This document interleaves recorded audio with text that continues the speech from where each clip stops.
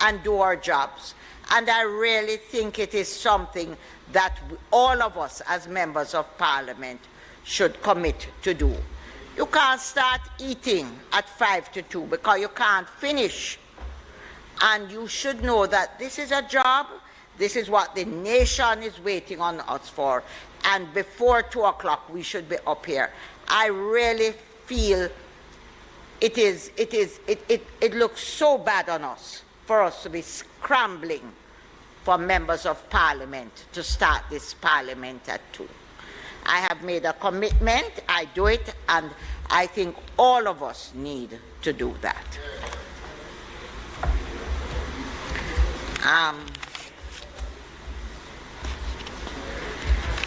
With that said, I want to welcome all of us to another meeting of the House, and a special welcome to all our viewers on YouTube and on PBC TV, PBC JTV.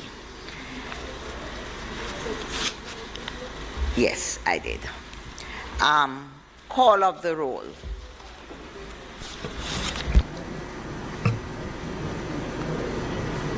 Mrs. Holness, Mr. Bartlett, Mr. Holness, Dr. Clark, Dr. Chang, Mr. Shaw, Mr. Samuda, Ms. Grange, Ms. Williams,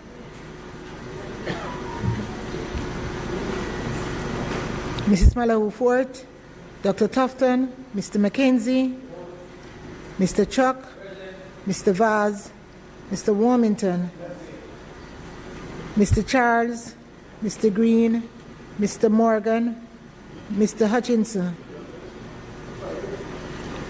Mr. Terrelong, Ms. Smith, Dr. Dunn, Mrs. Cuthbert-Flynn, Mr. Main, Mr. Davis,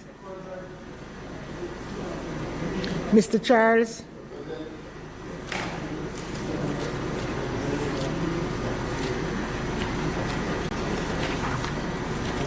Mr. Witter, Mr. Brown, Dr. Brown-Burke, Dr. Charles, Mr. Chin,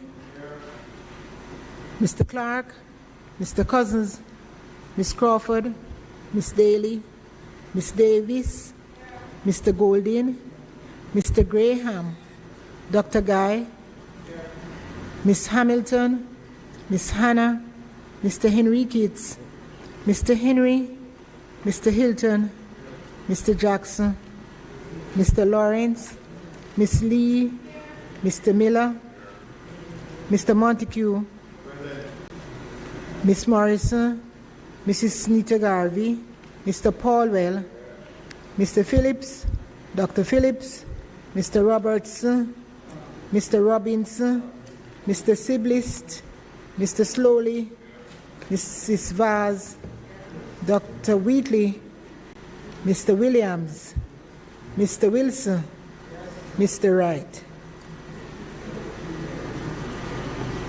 Okay.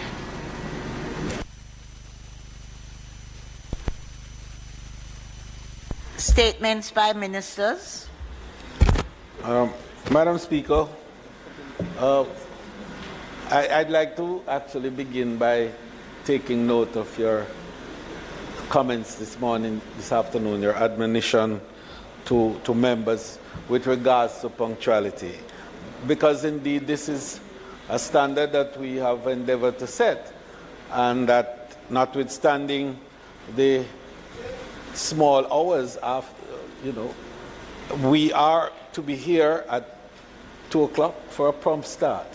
And we accept, Madam Speaker, your admonition in that regard.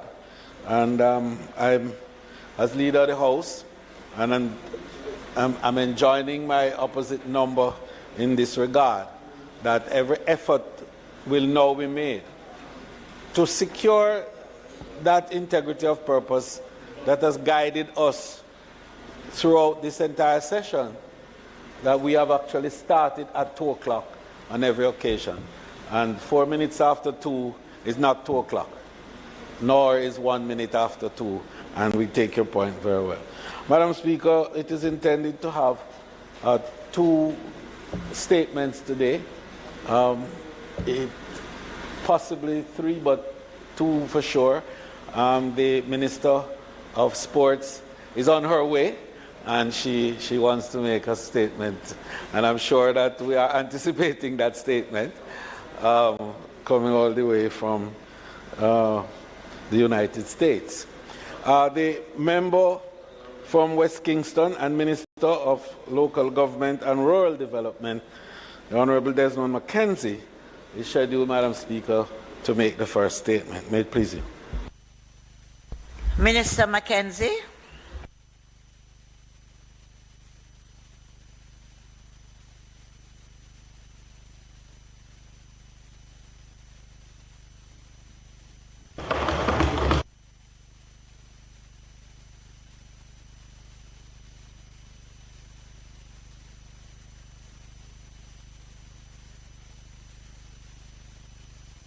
Thank you, Madam Speaker, colleagues. Before I make the statement, Madam Speaker, I would crave the indulgence of the House to raise two issues on a personal and on a national note, Madam Speaker. Want the House to recall or to register the passing of a councillor for the Knockpatrick Division in Manchester, Councillor Cleon Pancho Francis. I raise this, Madam Speaker, because Councillor Francis has been an outstanding, or was an outstanding and dedicated representative for the people in the Knockpatrick Division. And his representation went across political boundaries, Madam Speaker. He was leader of the GLP minority caucus in the council, and is someone who I shared a very close and personal working relationship with, Madam Speaker. He took ill a couple of weeks ago. He was transferred to Kingston, and we thought that he would have made it, Madam Speaker, but the one who knows best. So I want to use the floor of the Parliament to express to his wife and his family and to the extended constituents of the Knockpatrick Division and to the people of that part of Manchester who turned out to give their support in a time of need, Madam Speaker. And to the Member of Parliament, our colleague from central Manchester, she's not here, but I know that she, Madam Speaker, would want to be associated with those comments. So, and the member from Northeast Manchester would want to join in on those comments.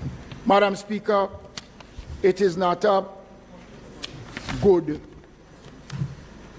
period for local government because, again, Madam Speaker, yesterday an employee of a St. Ann Municipal Corporation who worked as a cook in our drop-in center was brutally murdered along with her 13-year-old son and another relative in the Free Hill in Bamboo in St. Ann. Madam Speaker, she was a dedicated worker and was someone who worked hard to finance and to ensure that education was made available to her children, Madam Speaker. And it is a brutal and a cruel way for one to die, Madam Speaker. And I know the local government fraternity, especially those within the Poor Relief Department, is mourning her loss. And I want to be associated with that, Madam Speaker. And I know the member of Parliament, our dear friend, would also agree with me, Madam Speaker. Madam Speaker, it is unfortunate that day after day we continue to see acts of brutality that begs the question, where are we going as a nation? And I would want us, Madam Speaker, as a country and as a parliament, to collectively unite, come together, Madam Speaker, because what is taking place in Jamaica is of no benefit to Jamaica, Madam Speaker. No one wins, especially those who, think otherwise. But I would use the Parliament, Madam Speaker, in paying tribute to say that Jamaica needs to take stock and let us take back our country from those who seek to destroy this beautiful island of ours. Madam Speaker, the tabling of the Comprehensive Disaster Risk Management Policy 2020-2024 in this House is an historical moment, Madam Speaker.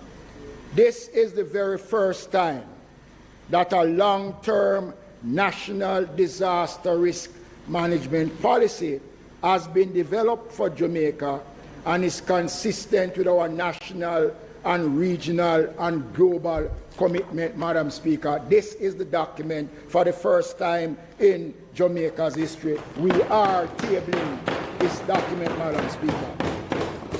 The essential purpose of this document is to ensure that by the year 2040,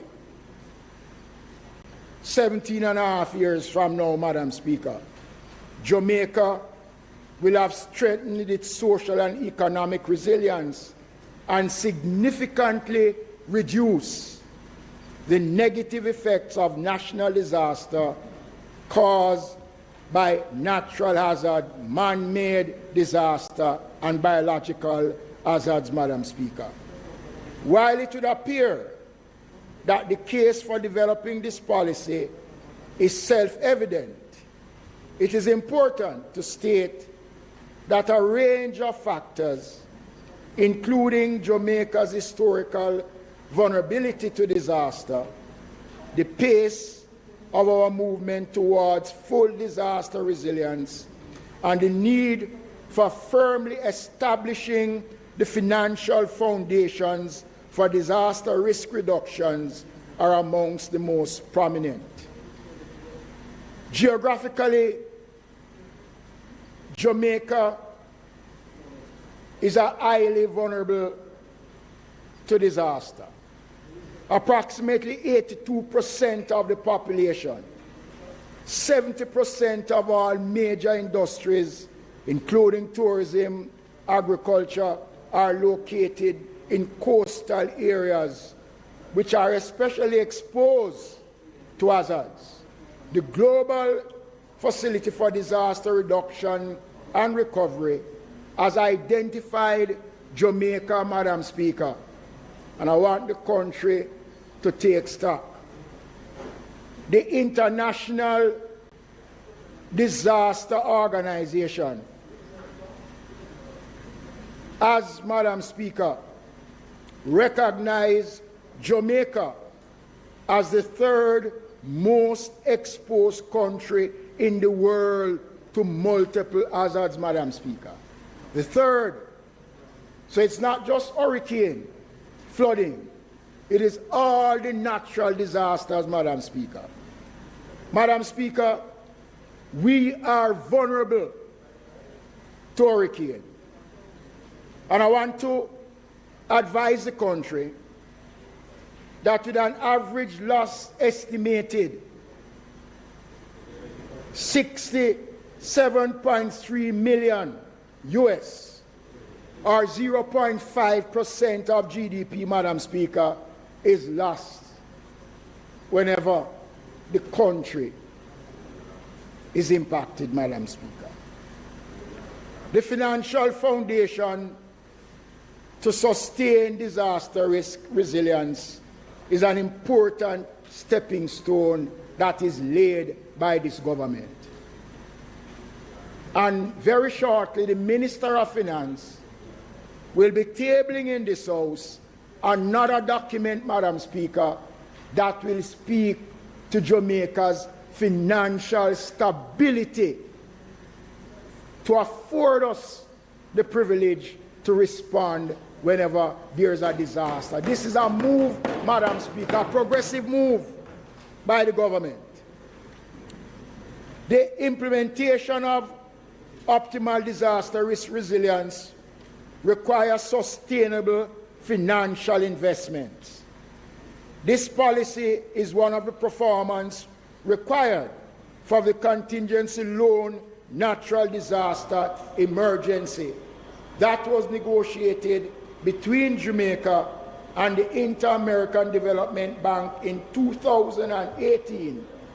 This facility, Madam Speaker, allowed Jamaica to access a maximum of $285 million to develop a project known as the Comprehensive Natural Disaster Risk Management Program to alleviate the impact of severe natural disasters on the country's financing. Through this program, Jamaica disaster risk management capacity is being substantially improved enough. Emphasis on the 5 main areas of disaster risk management, Madam Speaker: governance, risk identification, risk reduction, preparedness and response, and financial protection. The management of the policy, Madam Speaker, the Comprehensive Disaster Risk Management Policy reflects the government's strategic approach to disaster risk management and will guide the integration of a disaster risk management into developing plans across all sectors and industries. This green paper includes the management structure responsible for the implementation of the policy, which is led by the Ministerial of Local Government and the Office of Disaster Preparedness and Emergency Management. It also includes the mechanism that will guide policies to implement to 2040 and the associated monitoring and evaluation framework. I now invite the public to read this green paper, to comment on its provisions. It will be available on a range of websites, including the Parliament, the Ministry of Local Government, the ADPEM. There will be a series of consultations with stakeholders across the island for a limited period, after which the feedback will be assessed and the necessary changes are made. The government looks forward to this process, which will no doubt produce a final policy that will speed up and consolidate Jamaica's pace of development during the active disaster risk reduction. Madam Speaker, if it pleases the House, I want to close by saying that this government has taken a proactive approach to disaster management. Financing is important, Madam Speaker, and we must place ourselves in the position to respond and respond in an organized way, Madam Speaker. The country is prepared for the hurricane season. We are doing all that is necessary, a series of town hall meetings across the country to speak to the country, to take the message of disaster preparedness and readiness is ongoing, Madam Speaker. I thank the House, Madam Speaker.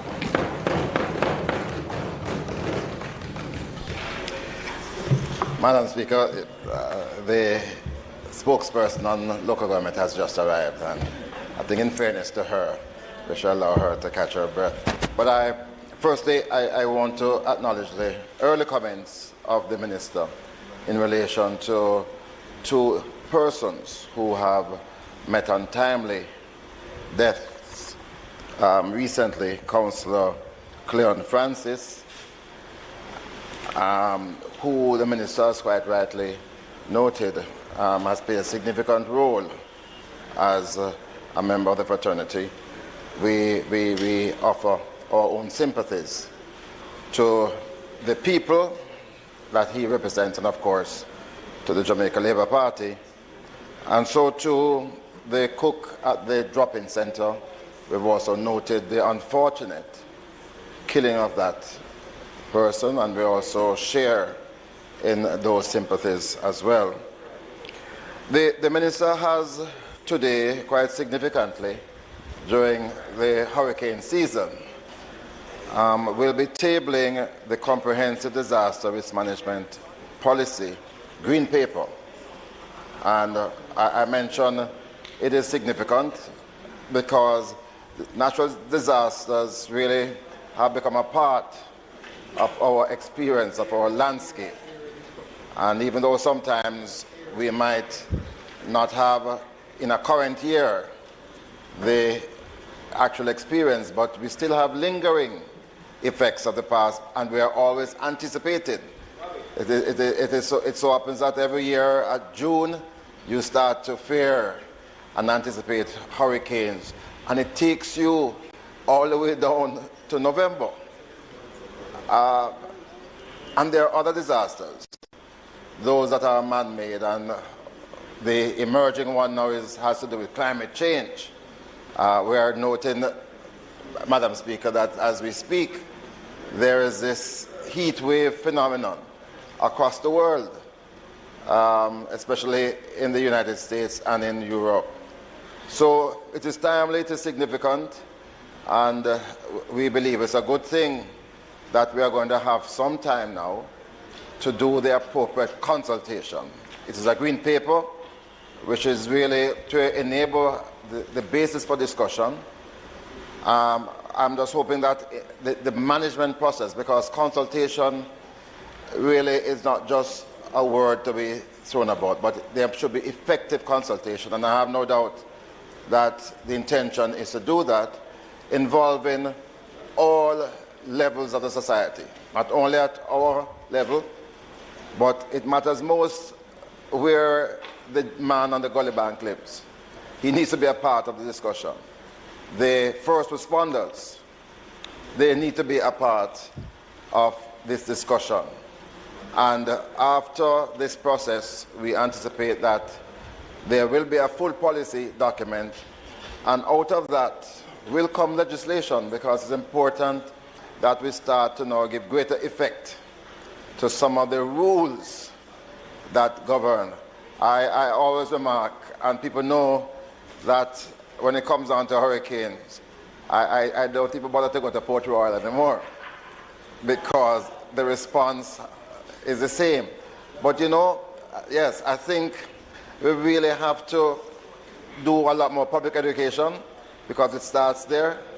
Because I don't really want to use a heavy stick as yet, because I still believe that people will be reasonable if things are properly explained to them. And so an effective part of this process will be to educate the Jamaican people as to the do's and don'ts, and especially the preventative steps that need to be taken before the onset of a disaster.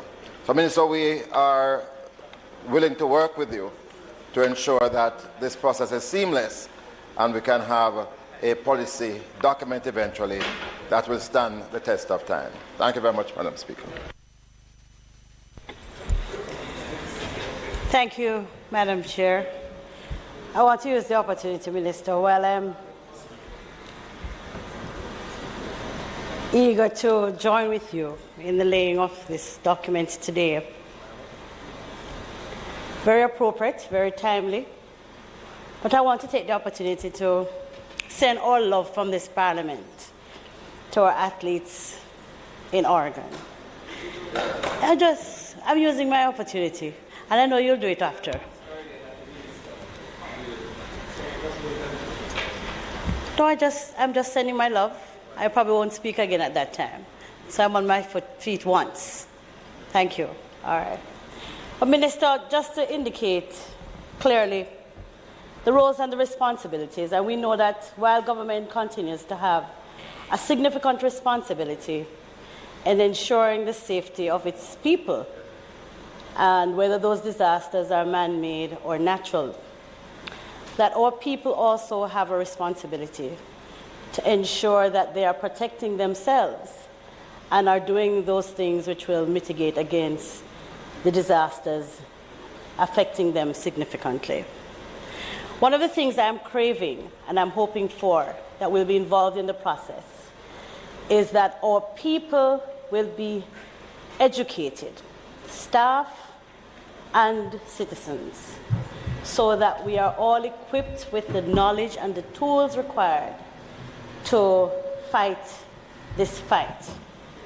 Our urban planning has been woefully lacking for a number of years. Not the fault of any one government or any particular department, but I believe in Jamaica we commenced our development before our planning. And so we're trying to catch up and to plan after we have long been down the road with the development. It therefore means there's a greater level of responsibility and a greater level of urgency to educate our people on what is required of them and what it means for them as it relates to the global climate situation. Our children need to know from an early age what it means to have poor practices, environmental practices, and how that will impact their lives, not just when a hurricane is coming or an earthquake is coming, but how it is that we will live to have a more sustainable environment for not just themselves, but for generations to come. I am on board. I look forward to the consultations. I look forward to adding the voice of the opposition in a meaningful way so that we can indeed create the sustainable environment that is needed for Jamaica to advance in the future. Thank you. Madam Speaker, I thank my colleagues for supporting the tabling of the document and to give the House the assurance that the process of the consultation will be done in a structured way. It already started in terms of putting things in place, and I will definitely include my opposition spokesperson in those discussions on the document, Madam Speaker, if it so pleases the House. Thank you very much, Minister. And we all endorse the sentiments of you in relation to the councillor from Central Manchester and the worker from the Poor Relief Division of St. Anne.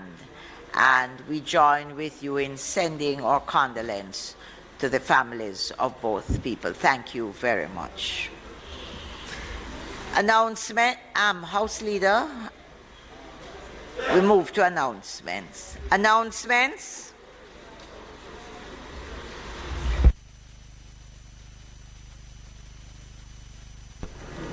This is which were laid on the table.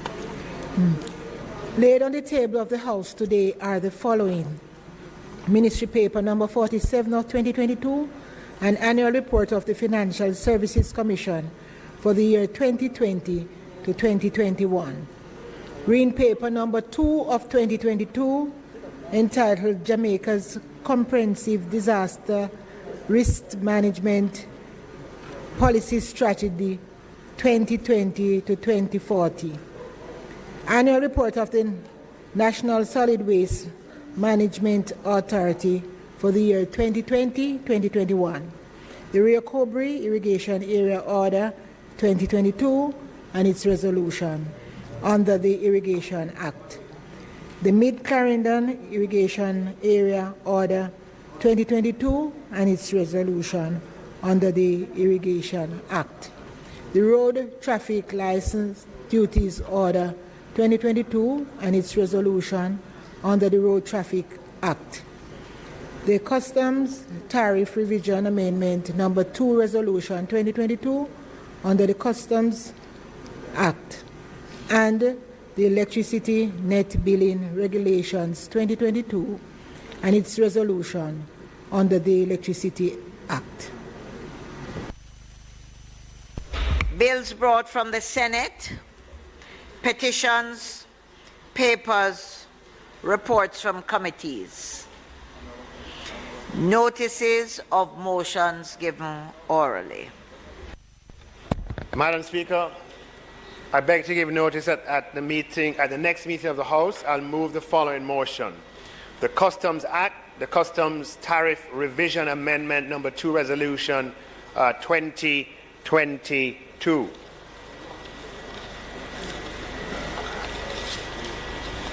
And Madam Speaker, the resolution reads as follows: whereas Section 5, subsection 1 of the Customs Act provides that it shall be lawful for the House of Representatives from time to time by resolution to impose import or export duties of customs upon any goods whatsoever which may be imported into or exported from the island, and to revoke, reduce, increase or alter such duties, and to provide for the importation or exportation of any goods without payment of any custom duties thereon.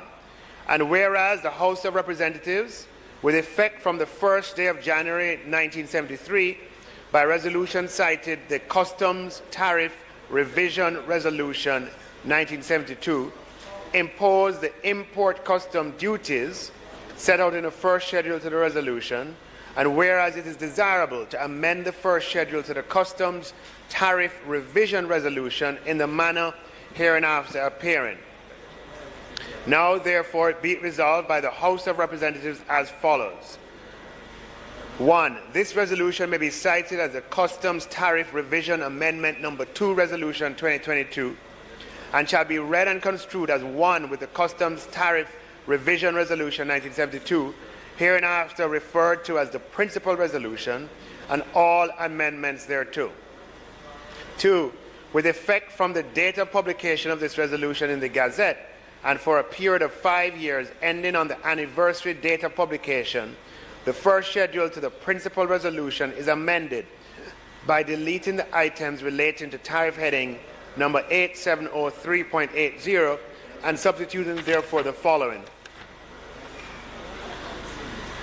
8703.80, other vehicles with only electric motor for propulsion. Other vehicles with only electric motor for propulsion, 3 years and not unless since the date of manufacture, duty rate 10%. Other vehicles with only electric motor for propulsion exceeding 3 years since the date of manufacture, duty rate 30%. Madam Speaker, I further beg to give notice that at a later stage today, I will move for the suspension of the standing orders to enable me to take this motion. Madam Speaker, I beg to give notice that at the next meeting of the House, I will move the following motions. 1. The Irrigation Act, the Rio Cobre Irrigation Area Order 2022 Resolution. Whereas, by virtue of Section 3.1 of the Irrigation Act, hereinafter referred to as the Act, the Minister may, by order, subject to affirmative resolution, declare any area specified in the order to be an irrigation area. And whereas, on the 11th day of July 2022, the Minister made the Rio Cobre Irrigation Area Order 2022. And whereas, it is desirable that the Rio Cobre Irrigation Order 2022 be affirmed, now therefore be it resolved by this Honourable House as follows. 1. This resolution may be cited as the Rio Cobre Irrigation Area Order 2022 Resolution, and 2. The Rio Cobre Irrigation Area Order 2022 which was laid on the table of the House of Representatives on July 19, 2022, is hereby affirmed. Number 2, whereas by virtue of Section 3(1) of the Irrigation Act, hereinafter referred to as the Act, the Minister may by order, subject to affirmative resolution, declare any area specified in the order to be an irrigation area, and whereas on the 11th day of July 2022, the Minister made the Mid-Clarendon Irrigation Area Order 2022, and whereas it is desirable that the Mid-Clarendon Irrigation Order 2022 be affirmed, now therefore be it resolved by this Honourable House as follows. 1. This resolution may be cited as the Mid-Clarendon Irrigation Area Order 2022 resolution, and 2. The Mid-Clarendon Irrigation Area Order 2022, which was laid on the table of the House of Representatives on July 19, 2022, is hereby affirmed. Madam Speaker, I further beg to give notice that at a later stage today, I will move for the suspension of the standing orders to enable me to take these motions.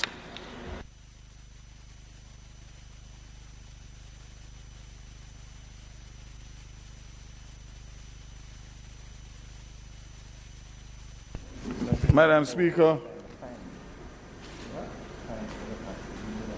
I beg to give notice that at the next meeting of the House, I'll move the following motion. The Electricity Act, Electricity Net Billing Regulations 22 resolutions. Whereas, by virtue of Section 55(1) of the Electricity Act, hereafter referred to as the Act, the Minister may make regulations to give effect to the provisions of the Act. And whereas Section 55(2) of the Act provides that regulations may be under this section shall be subject to the affirmative resolution. And whereas on the 19th day of July 2022, the Minister made the Electricity Net Billing Regulation 2022. Now therefore may it be resolved by this Honourable House as follows. Resolution may be cited as the Electricity Net Billing Regulations 22 and the Electricity Net Billing Regulations 22, which were laid on the table of this House of Representatives on July 19, 2022, are hereby affirmed. Madam Speaker, I further beg to give notice that at a later stage today I'll move for the suspension of standing orders to enable me to take this motion. Madam Speaker, I beg to give notice that at the next meeting of the House, I'll move the following motion. The Road Traffic Act, the Road Traffic License Duty Order 2022 resolution.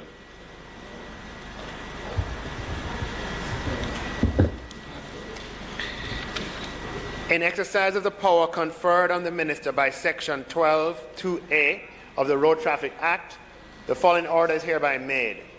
1. That this order may be cited as the Road Traffic License Duties Order 2022 and shall come into operation on the 19th day of July 2022. On the coming into operation of this order, motor vehicles not deriving motive power from an internal combustion engine worked by cylinder or cylinders shall be exempt from the payment of license duties for a period of 5 years from the date of this order. 3. A motor vehicle to which paragraph 2 applies shall at the date of import be 3 years old or less. 4.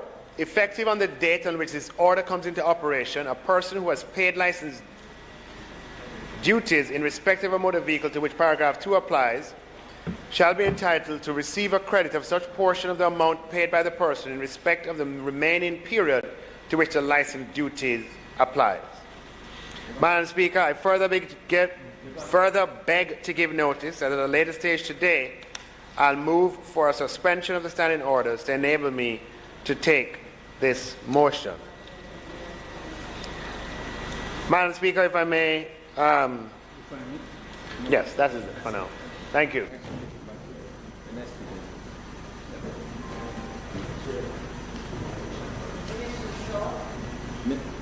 Minister Shaw?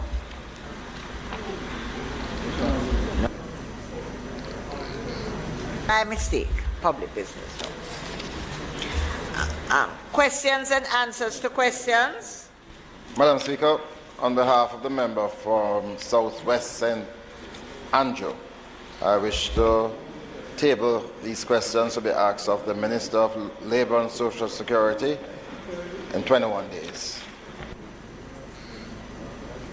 Motions that may be made at the commencement of public business requiring notice, motions relating to sittings of the House, motions for leave to introduce bills, public business.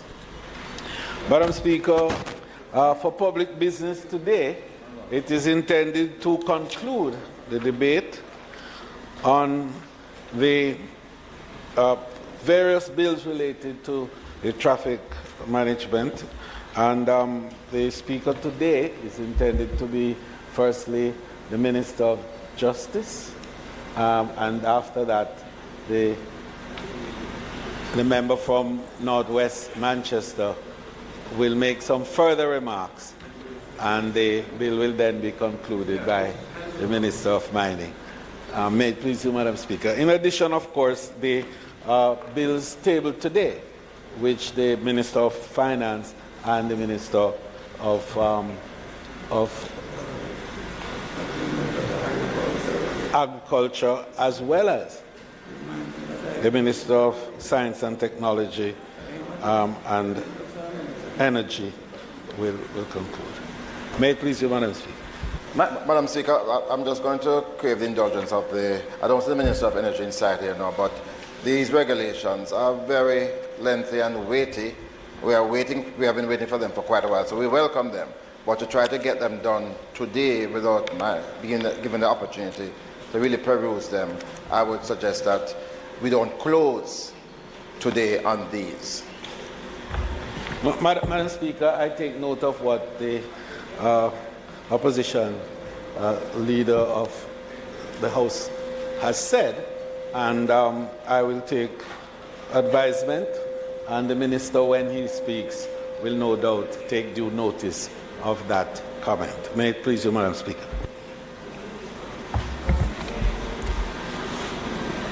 Madam Speaker, I rise to make a short contribution to the Act to amend the Transport Authority Act, which was tabled and opened in the debate by the Minister of Transport and Mining. Madam Speaker, this particular bill is one of the many pieces of legislation which needs to be passed in order to get the 2018 Road Traffic Act into operation. Indeed, Madam Speaker, it is really very sad that in this House we did pass the 2018 Road Traffic Act 4 years ago, and people have been asking, why is it has not come into operation? The truth of the matter, Madam Speaker, only a couple of weeks ago, we passed the regulations in support of the Road Traffic Act. There were other amendments, and there's no doubt, Madam Speaker, there will be other amendments. And the truth, Madam Speaker, as Chairman of Legislation Committee, I am aware that legislation really are complex, and oftentimes they impinge on other pieces of legislation. And in this particular one, the Road Traffic Act, there's great frustration why it has not fully come into operation. I know the Road Traffic Safety Council, chaired by the Prime Minister and the Vice Chairman, Dr. Lucian Jones, they keep asking, when is the Road Traffic Act 2018? When will it fully come into operation? And Madam Speaker, there's no doubt this Parliament and the country awaits the full implementation of the Road Traffic Act 2018. Because, Madam Speaker, the lawlessness, the chaos, and the carnage that we have on the roads every day must cease. There's no doubt, Madam Speaker, that every day, including today, there's road rage. I see a video circulating today, Madam Speaker, in St. James, where just motorists literally shooting at one another because of a traffic congestion. Now, Madam Speaker, there's no doubt that we see the indiscipline that occurs on the road. And to be sure, Madam Speaker, we need these road traffic regulations and the Act itself to come into operation so that the work of the police can be improved, and also that when they do issue tickets, that indeed there can not only be compliance, but road users can really comply with the various rules of the roads. Madam Speaker, let me say that the police are doing a yeoman job in issuing tickets. Indeed, Madam Speaker, over the last 5 years, we're averaging in excess of 500,000 tickets per year. But, Madam Speaker, you have some indisciplined and lawless motorists who feel that these tickets can be ignored. Because, Madam Speaker, more than half of them don't pay. They're collecting traffic tickets like confetti. And the truth, Madam Speaker, is that we in this Parliament, the government, need to respond to ensure that when the police the roads and issue tickets, that they are complied with, because, Madam Speaker, we need discipline and order on the roads. Madam Speaker, having issued an average of 500,000 tickets per year, as I indicated, less than half of the tickets are paid at the tax administration of Jamaica offices. Madam Speaker, an average of 282,000 of these tickets actually go to the courts, because if you fail to pay at the TAJ offices, the summons which you get, the ticket which you get, serves as a summons to come to court. And when these summons after 21 days, Madam Speaker, if it is not paid, then the payment has to be made in the parish courts or the traffic courts. 282,000 tickets on average, Madam Speaker, over the last 5 years.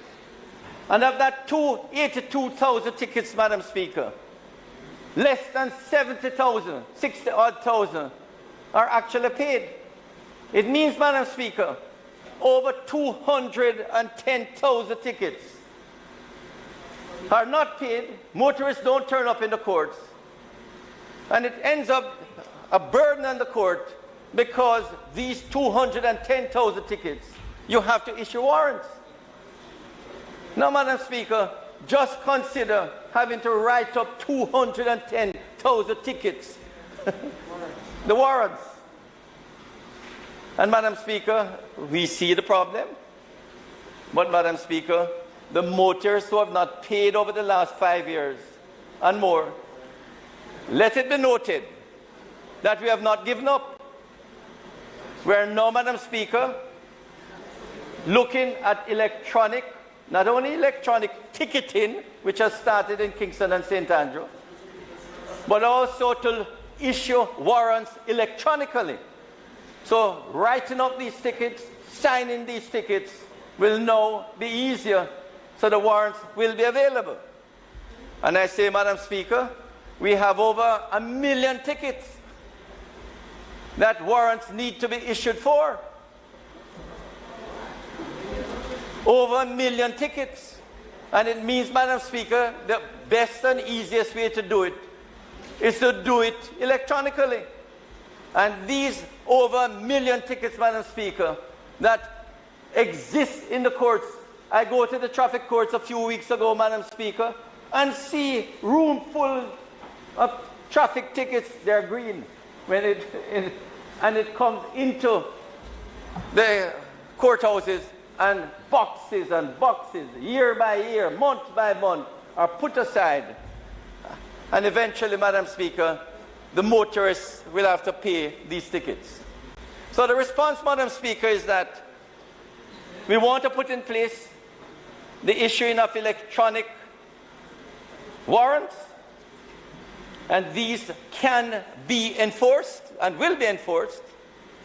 But moreover, Madam Speaker, in a matter of weeks or months, when the 2018 Act comes into operation, after this Act that we hope to pass today assists in ensuring that the 2018 Road Traffic Act comes into operation, there are provisions, Madam Speaker, in this 2018 Act which will make it almost compulsory for motorists who want to continue to drive or to use their vehicles, that they must pay the tickets. Otherwise, they either can't drive or they can't use the motor vehicle that actually was used when the ticket was issued. So, Madam Speaker, Section 15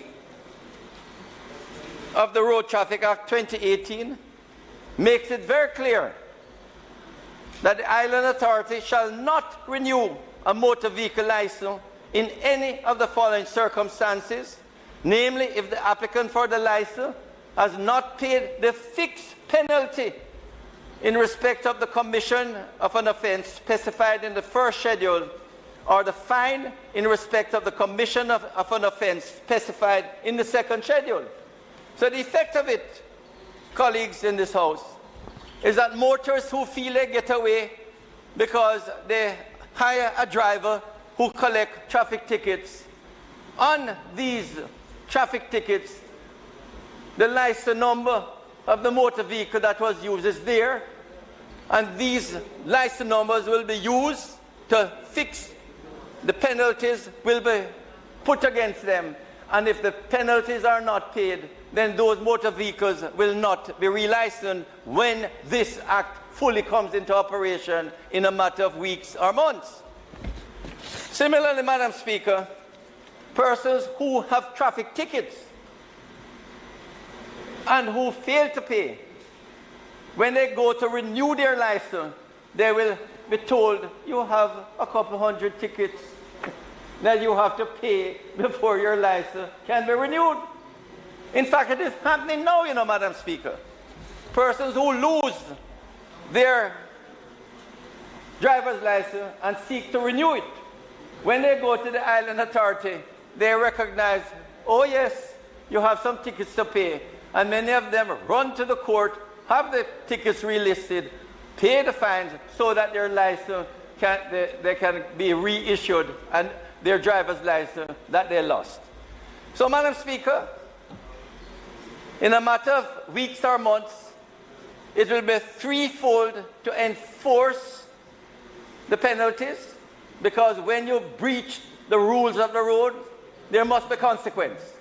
Firstly, the possibility of warrants being issued for you to be locked up and taken to the court. Secondly, if you try to renew the vehicle that in which the person was driving when the ticket was issued, it cannot be renewed. And thirdly, if you try to renew your driver's license, then the tickets will have to be paid. I can only urge, Madam Speaker, that those motorists who are behaving disorderly, creating chaos on the roadway, to stop it. The government is not interested in all these fines to collect and make money, Madam Speaker. It doesn't go to the consolidated fund. What the government is interested in, Madam Speaker, is order and discipline on the road. And we are not having that at the moment. We need to have it, and that is why passing this Act today is another step, Madam Speaker, to ensure that we get it right on our roadways. Thank you, Madam Speaker.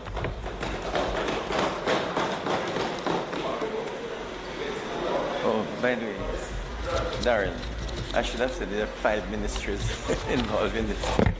Madam Speaker, I will be very brief, but just to support what my colleague Minister of Justice has just indicated, and to say that technology is the only way, and connectivity between governments, join up government.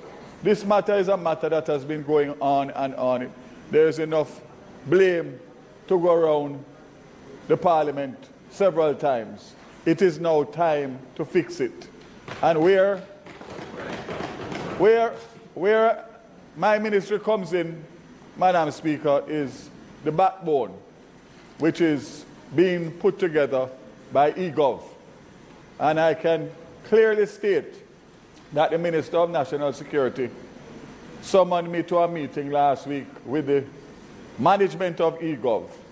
And we sat down for 2.5 hours and went through the steps, but not only the steps, Madam Speaker, the funding that is required for eGov to be able to put together the system that is going to allow for what Minister Shaw and Minister Chuck are trying to achieve. And I just want to reassure the country that we have identified, and it is not insurmountable funding that is required. In the scheme of things, it is minimal. And we raised it yesterday, had discussions, and we will find a way to find the funding to be able to start this process of connecting the court system with the police, with all the various government entities and agencies, because without dealing with this and stemming this situation of the indiscipline on the road. And the indiscipline, Madam Speaker, comes from one thing: no sanctions. So persons can do as they please because they are confident that by the time the court system gets around to them, they will be old and grey and are probably dead. And that no civilized society can operate without simple discipline and sanctions for non-compliance as it relates to road traffic. So, Madam Speaker, I am very concerned, and I've said it publicly before, that what I see transpiring on the roads today, the unlicensed motorcycles, the unlicensed motor cars, the breaking of the stoplights at will, cannot continue if we are to move this country forward. So, Madam Speaker, I just want to say that Minister Chang has promised that before we go on recess and start to celebrate our 60th, that there will be a meeting of all government agencies, ministries, and ministers. And coming out of that, there will be a template and a timeline established with each responsibility for each ministry so that we can get this matter under control sooner than later. Thank you, Mr.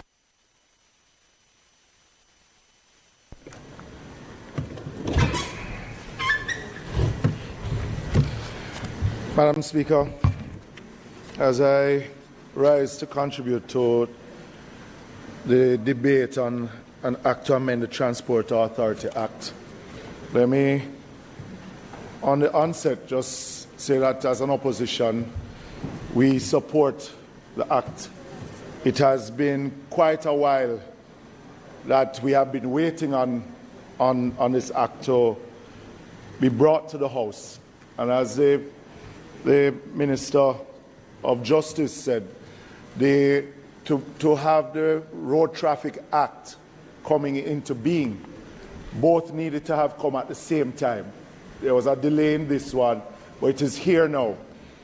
And it will teach us a lesson overall, Madam Speaker, in how not to do things, and hoping that next time around we will do it better, more seamless, so that we can get everything, all the ducks lined up and have everything passed at the same time. But also, as we said in the debate in the Road Traffic Act, Madam Speaker, enforcement is going to be key. If we are going to succeed in having not only the Road Traffic Act, but the amendments to the Transport Authority Act, giving us the results, the desired results that we speak of in dealing with the carnage on the road and deal with just discipline on the road. And we want to commend the police and the members of the Transport Authority for the work that they are doing.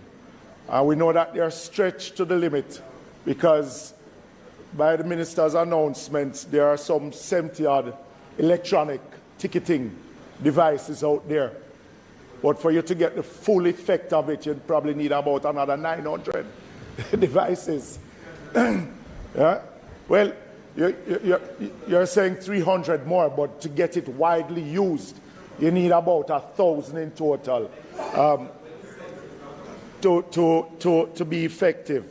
But also, at the same time, while we speak about the technology, is that the new camera system that will be used is that is going to be a joint-up approach between the Ministry of Transport and the Ministry of National Security. I mean, as far as I know, it has not yet come fully into being from both ministries, and it needs to be put some urgency on it so that when the time comes and the act itself is promulgated, everything is coming into being at a faster pace. Yes. So, but the amendment to the Transport Authority Act in Section 15G deals with the renewal of road license. And it has been suggested for a long time, Madam Speaker, the renewal of these licenses. And I'm happy to see in the Act itself that we are now moving to the renewal on the birth date of each applicant and for companies on the incorporation of such company. I think that is something that we've been waiting for a long time. The system that we had previously is something that was just cumbersome. It was one that just created chaos. So this is a move in the right direction. But I want to look at Section 15B, Minister, because we spoke about the whole issue of companies like Uber, who operate in our space, while you have local companies that are doing a similar business but have to apply to the Transport Authority and cannot operate without a red plate, while you have companies coming into our own space and they are operating outside of our own laws. Because local companies don't have the same benefit. And Section 15B, subsection 1, reads, subject to the provisions of subsection 15D and 15J, no person shall use or cause or permit a motor vehicle to be used on any road as a public passenger vehicle unless he is the holder of a road license to use that motor vehicle in a manner specified under the road license. And this section, Madam Speaker, for me, will take care of that problem that we have where you have operators operating in our space but have not done the proper thing in applying for the proper road license. In the section dealing with that section of penalties, subsection 15B10, a fixed penalty in contravention of section 15B1, use or cause or permit a motor vehicle to be used on any road as a public passenger vehicle without holding a road license to use that motor vehicle in the manner specified under the road license a fine not exceeding of $100,000 or to imprisonment of a term not exceeding 30 days. Madam Speaker, I mean, if I was a betting man, I would have said that the fine is a little bit low, because as it was said before when the former minister was in that seat, the whole issue of persons coming into our space, and be it that they are investors or not, ought to abide by the laws of our land. We can't have persons investing in the same business and there's one rule for one and another rule for another. And I care not who it is, they ought to abide by. And this in itself, because just as we said in the Road Traffic Act, there ought to be some public education on this, on the Act itself, that is before us now. Because by doing the public education, Minister, will give those persons who may move from a red plate to a white plate, sign up with companies like Uber, will understand that there are some hefty fines if they are found carrying passengers and they are not licensed to do so. The Act itself, and to come back to public education, Minister, because going through the fines, there are some that have been increased quite a bit. I mean, in the Act, you have to have now conductors being licensed. And the Act in itself says that if you are found in contravention of that section, act as a conductor of a stage express carriage on a road without holding a license granted by the authority, can be fined up to $50,000. Yeah, and in some sections up to $100,000. So where there are improvements in the Act itself, but the fines are quite hefty. There has to be a serious public education, especially with the public transport sector itself, in some of these amendments. But while we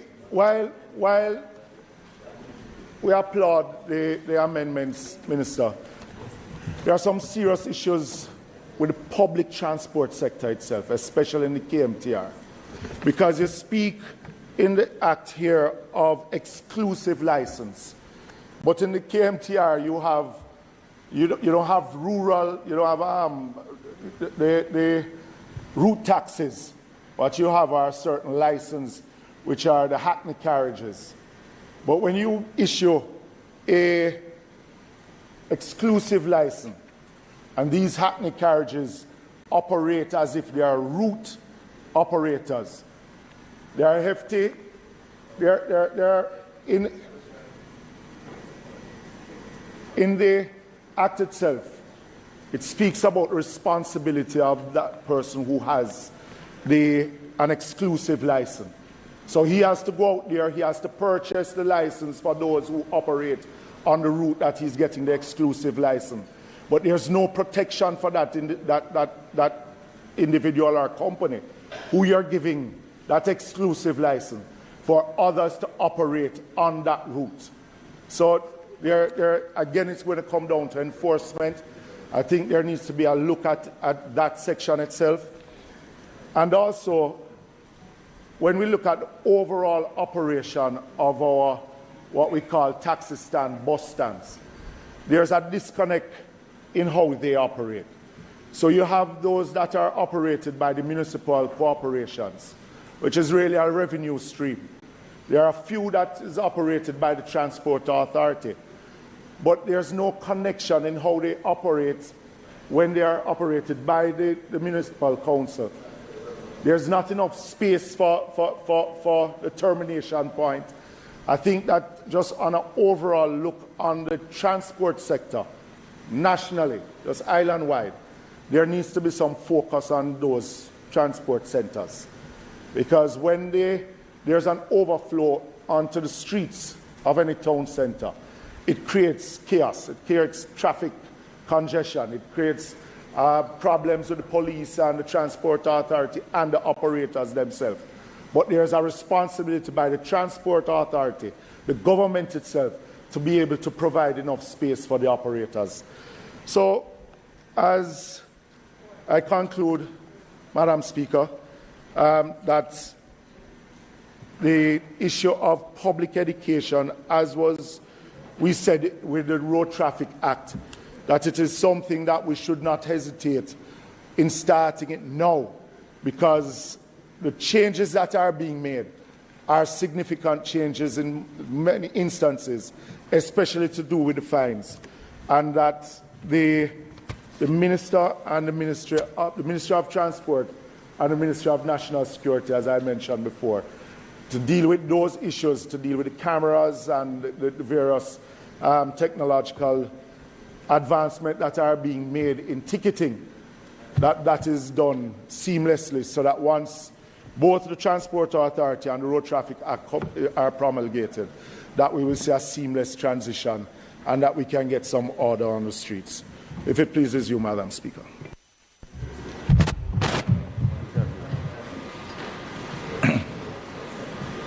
Thank you, Madam Speaker. I think the coming of the road traffic regulations are welcome activity, legislative action to allow us to enforce the Road Traffic Act of 2018 fully.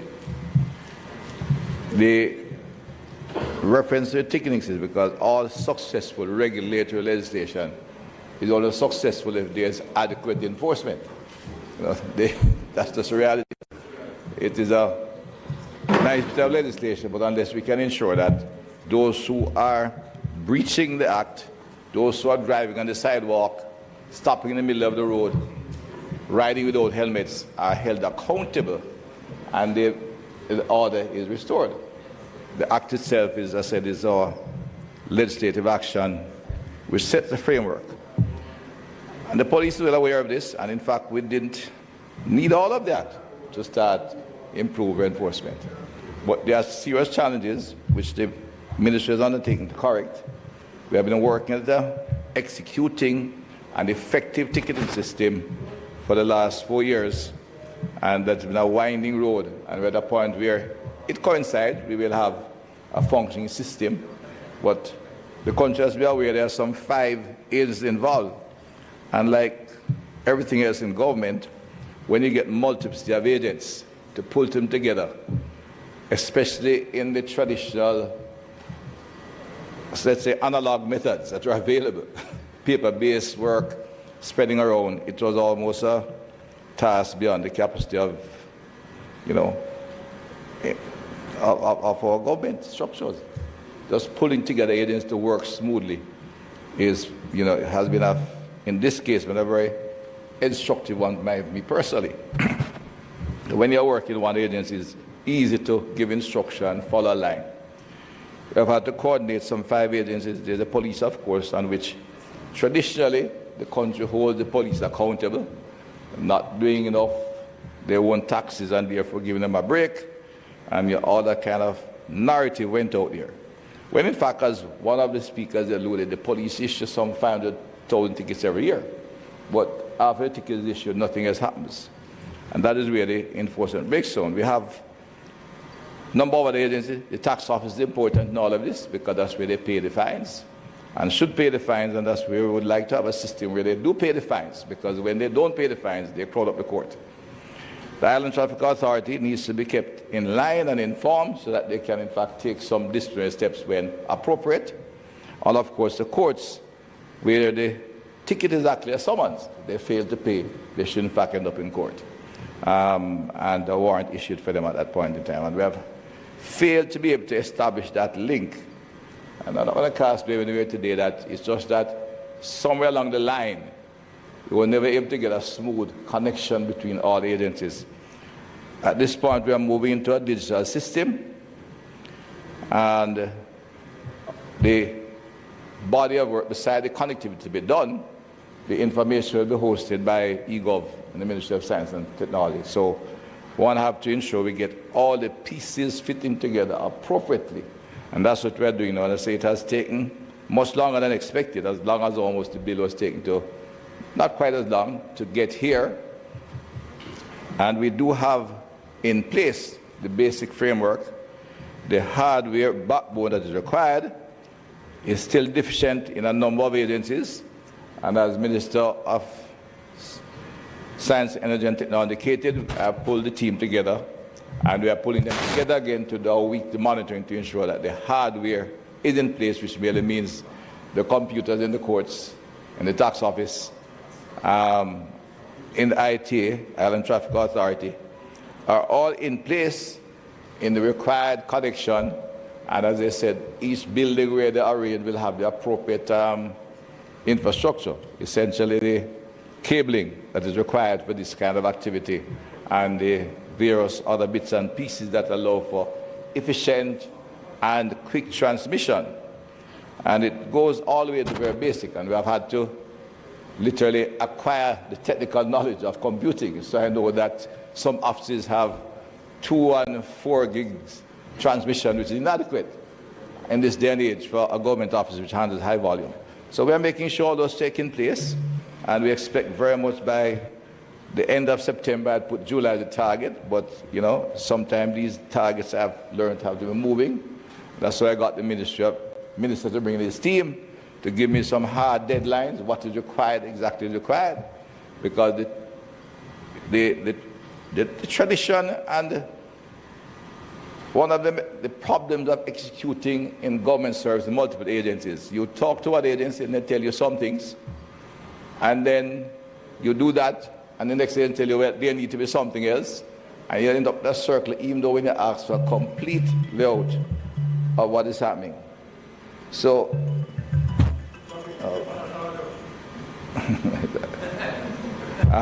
even when you ask for complete layout of what is required, and I said, if it wasn't for a little bit of knowledge of the system, you end up going around in circles, because this particular, the TTMS as a system was acquired in 2009. Still has not been fully implemented as a system of executing ticketing system. And the talk of an electronic system was first promoted in 1986 by one Minister Pernell Shaw Sr. Right? And it just kept going in circles. And this is why I indicated earlier in this house that I thought sometime members of the team were thinking that I wouldn't be around long enough to get this thing done. So they kept giving me a bits and pieces. Now we have had Mr. Vaz join me, and together we think I am confident we can break the logjam and ensure that we have a system that works well. We can, in fact, implement an appropriate ticketing system. And I'm confident when we get it going, we'll have better behavior on the road. That is my experience in, as Jamaicans, if you can be held accountable fairly. In other words, everyone who is served is treated the same way. Not that somebody who is caught can slip something on the windows and out of the window and get away, and the other one who doesn't get. Jamaicans have a great sense of justice and equity. And if the system is fair and transparent, I'm confident you will have better behavior on the road, and that's what we'll have for you in a very short order. And I can assure the country that we have it working. The police officers have their smart check instruments, the hardware required, the printing machine to print the ticket. With the new law, we'll be able to send it electronically, and people who are apprehended can pay on the online. And those who pay and have been apprehended, I know are feeling quite comfortable doing it. The others who view the ticket in the traditional way, and because the one section is not working so smoothly yet, they have not carried out their activities as they should. But we're going to correct that. And I want to say that I assure the country at this point that we will be able to execute this by September in the first phase, and pretty soon after introduce new not only devices, but improve the software to get for the long term, that we'll have a generic ticketing system for public order, including transport and other activities that will allow us to have much better, to hold those who are in discipline in other areas of the public spaces can be held accountable, helping the Minister of Local Government and other agents of government, and we'll have a decent traffic ticketing system, and I'm sure we'll have much better behavior on the road. If please, Madam Speaker, I thank you.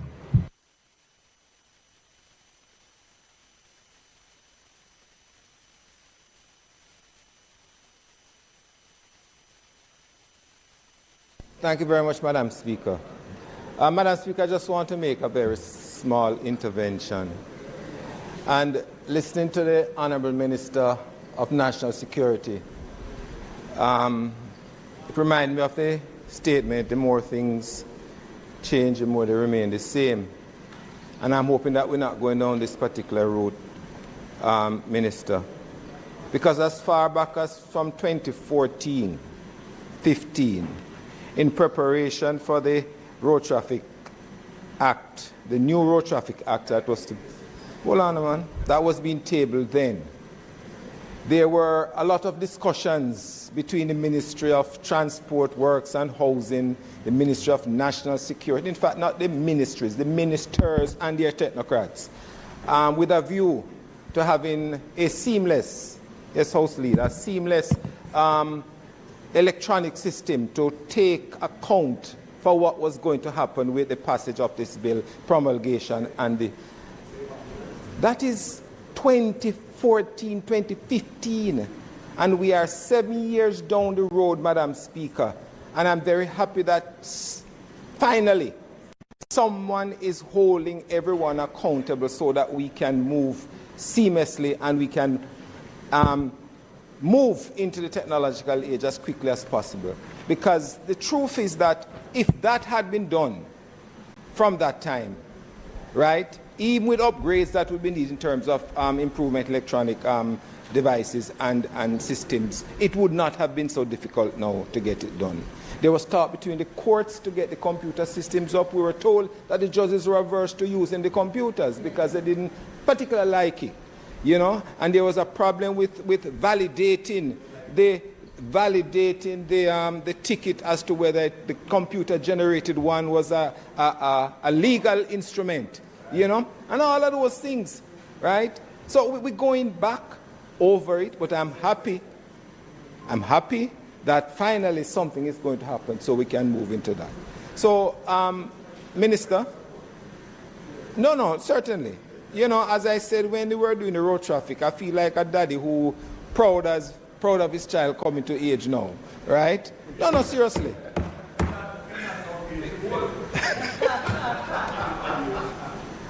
Thank you very much, Honourable Minister. I have two, right?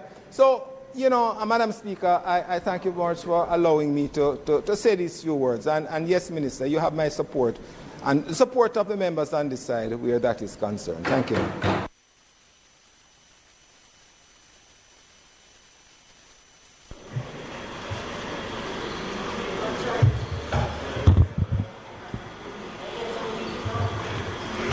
Madam,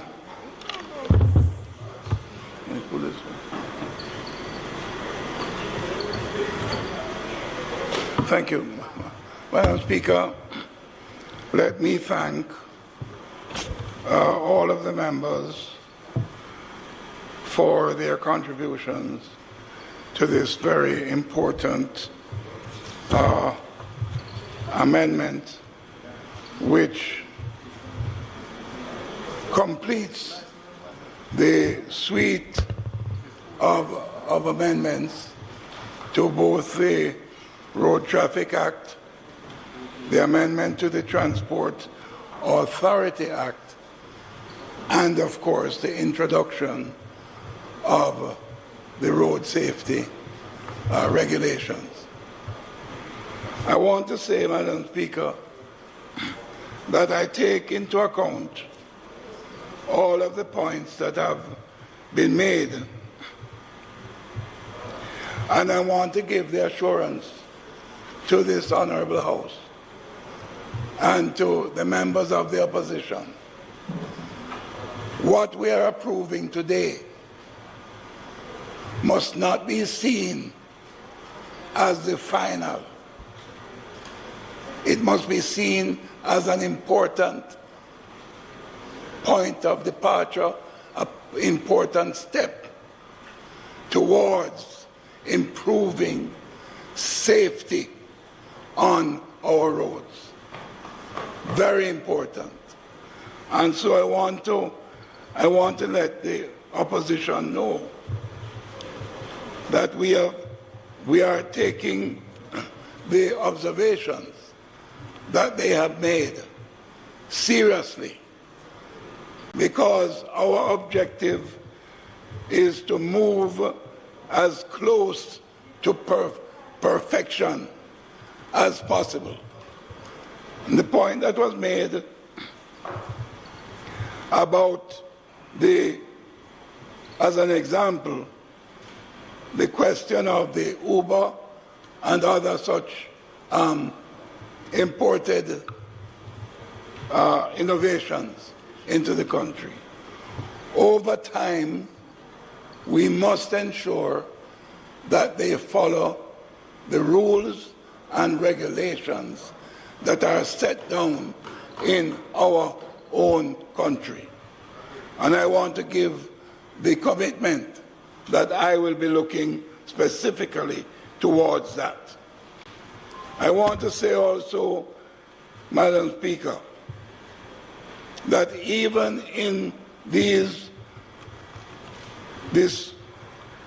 group of amendments that we are passing, it is still not perfect. But our job is to move towards perfection, because as I was a few weeks ago, I was at the United Nations in New York at a conference on road safety. And I want to say that we made a commitment in New York to support an international target that by 2030 we must cut road deaths globally by 50%. Road deaths in terms of accidents on the roads.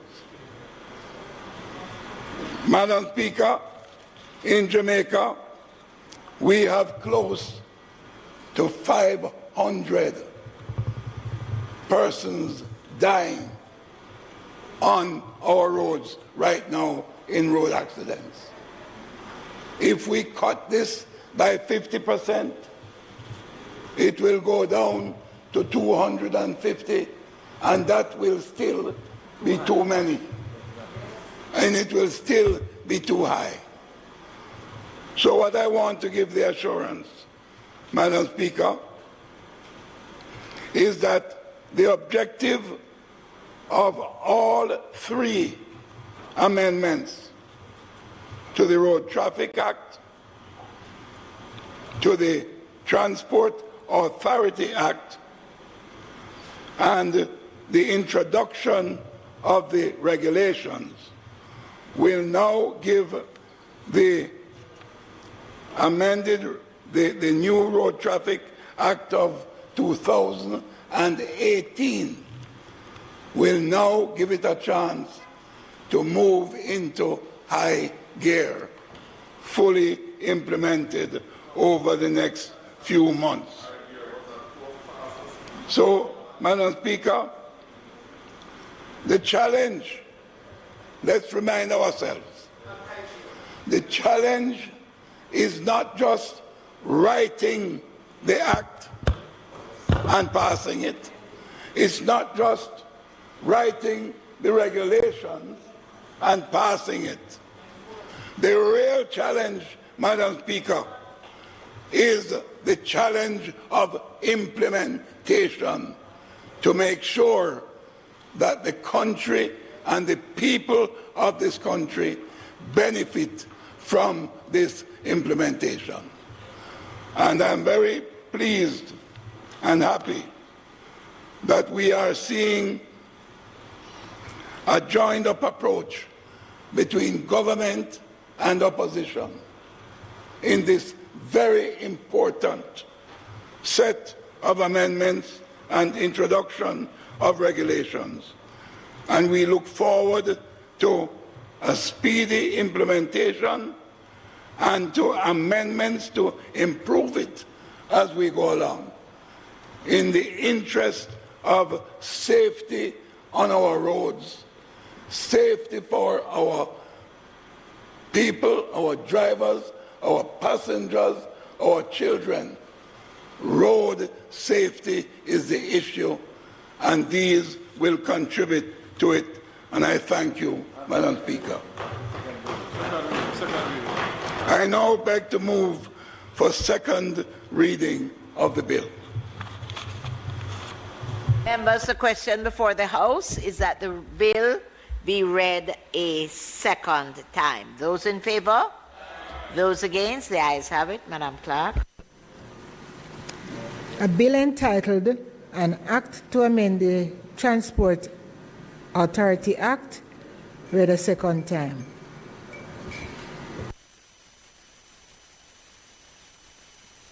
The House will now resolve itself into a committee of the whole House to consider the bill clause by clause. Members, I now put part 1, clause 1. Those in favour? Those against? The ayes have it. I now put part 2, clauses 2 to 23. Those in favour? Those against? The ayes have it. I put part 3, clauses 24 to 32. Those in favour? Those against? The ayes have it. I put the title and the enacting clause. Those in favour? Those against? Madam, the ayes have it. Can I just read part 2? Read the offences and We would have to recommit, please. Yes. What you asking me to recommit? Part 2, read the offences and penalties. Question before the House that we recommit part 2. In favour? Those against? Which clause are you going to? It is clause section 14, 3C. Section 14 what? 3C. Use of abusive or language to an inspector in the unlawful carrying out of the inspector's duties, a fine not exceeding $500,000. I think that in itself, just the fine itself of $500,000 is quite excessive. It is. Minister? That be reconsidered by... Is your proposal? I mean, you would have to consult with the Minister of Justice. Even if 300,000 would be, but 500,000 is, in some instances, when incited. Madam Speaker, the truth is that this is the maximum. It is meant, with due respect, my colleague, it's meant to be a deterrent. In the average where the abuse or the calumnious language is not too loud, I'm sure the judge may charge 10,000, 50,000. The truth of the matter is that the 500,000 is not only the maximum, but it's an indication that there are differing gravity in terms of the abuse and the assault. So colleague, member from Northwest Manchester, believe me, I wouldn't push it. I wouldn't push it. Leave it. It's a maximum. It's unlikely in the normal situation of a little cough that the judge is going to impose a significant fine. I understand, Minister, but I mean, when you look at other penalties in here which have to do with even forgery of documents or utilizing a plate that is not intended for, which is 150,000. And then it may well be that those should be higher. You know, but to say 500,000. Let me just say, member, the level of road rage, the level of abuse you get on the roadway nowadays, I think it's important we make the fine significantly deterrent. So I wouldn't trouble it too much. Remember, this is for you telling bad words or indecent language to an inspector. I know. Which as you can see, is a significant disrespect to the one who is... I would keep it. Noting. I would strongly urge us to just keep it, member. Okay.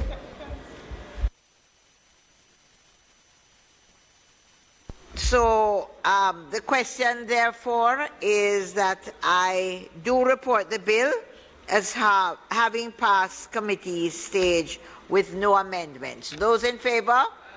Those against? The ayes have it.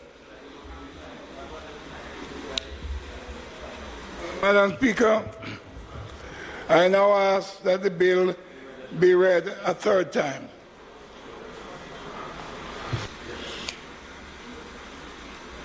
The question before the court, the House, is that I do report the bill, the House, as having passed committee stage with no amendments. Those in favour? Those against? Madam Clerk?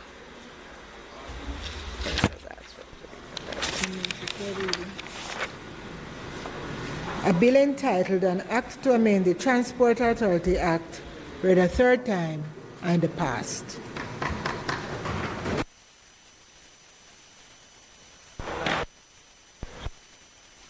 Madam Speaker, the Minister of Finance and the Public Service will now take the bills in his name. May it please the Minister.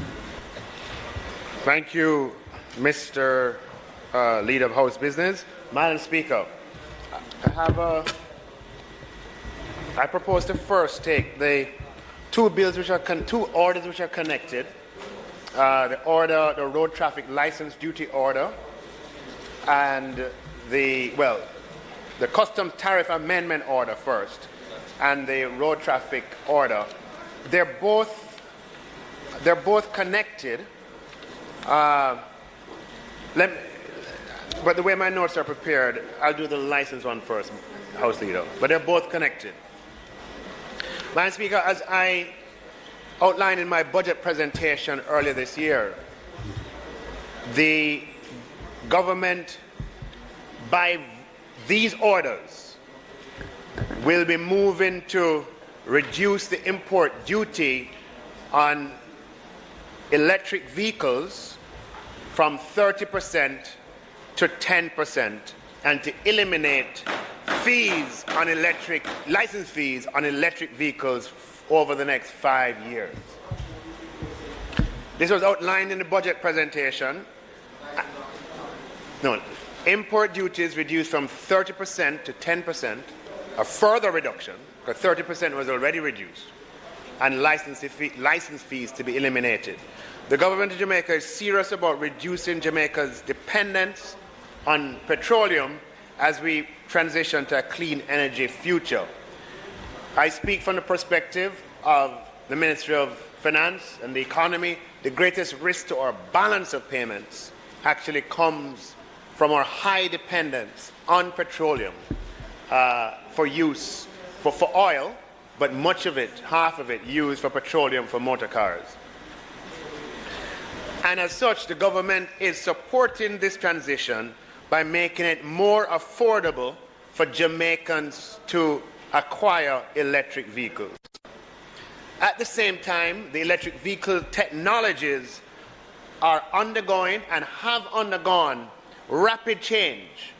And so the public interest is best served by ensuring that the latest technologies are preferred over older technologies. Having 10-year-old electric vehicles in the country don't help anybody, right? We need the latest electric vehicles at any point in time. 4 years from now, the technologies will be even more advanced. So 4 years from now, we don't want 5-year-old vehicles. We want vehicles no more than 3 years old. So as such, the lower duty rates and the elimination of the license fees requirement will apply to electric vehicles that are 3 years old or less at the time of importation. Now, Madam Speaker, we achieve this objective through some abstruse orders that are placed before us today. And it's easy to get lost in the details of the orders, and hence I start with what we are aiming to achieve by virtue of the orders that are before us today. Now let me get into the abstruse legislative stuff. The first order, Madam Speaker, is a Road Traffic License Duty Order 2022 and the Road Traffic License Duties Order 2022 resolution. And then the third is the Customs Duty Tariff Revision Amendment number 2, resolution 2022. And in the Road Traffic Order 22 resolution, Madam Speaker, may the House note that the affirmative action, the affirmative resolution to which the second paragraph speaks is an affirmative resolution of the House of Representatives. So once we pass it here in the House, that's it. That's all that's required, and then it has to be gazetted. The second thing to note, Madam Speaker, is that in the order, in both orders, the effective date will be the 14th day of July 2022 when these orders were signed. So these resolutions in totality are before us and relate to the removal of or lowering of duties and removal of costs related to the importation of battery electric vehicles. Madam Speaker, we have been working, the pandemic changed a lot of things, and it accelerated certain programs, put greater priorities on certain activities, and this was one of them. In February, during 2020, the Ministry of Finance has been engaged in discussions with the Ministry of Science, Energy and Technology, supported by the IDB, on the electric mobility strategic framework. Because the government intends for this transition to happen, those discussions centered around the best way for the government to incentivize this transition to take place. If the government does nothing, the transition won't happen. So the question is, how do we incentivize this transition with the least negative spillover effects? Now, license duties on motor cars are a major source of government revenues. The government earns tens of billions of dollars. Last time I checked, it was between 30 and 40 billion on duties for motor vehicle imports. So the way we treat with the reduction of duty for electric vehicles has to be considered very carefully, because we obviously couldn't afford to completely cannibalize all of that revenue. However, at the same time, we must make a start in the transition. The result of our consultation with the Ministry of Science, Energy and Technology, and they have to pay tribute to the Minister of Energy, Darrell Vaz, for his passion on this topic and for leading the drive.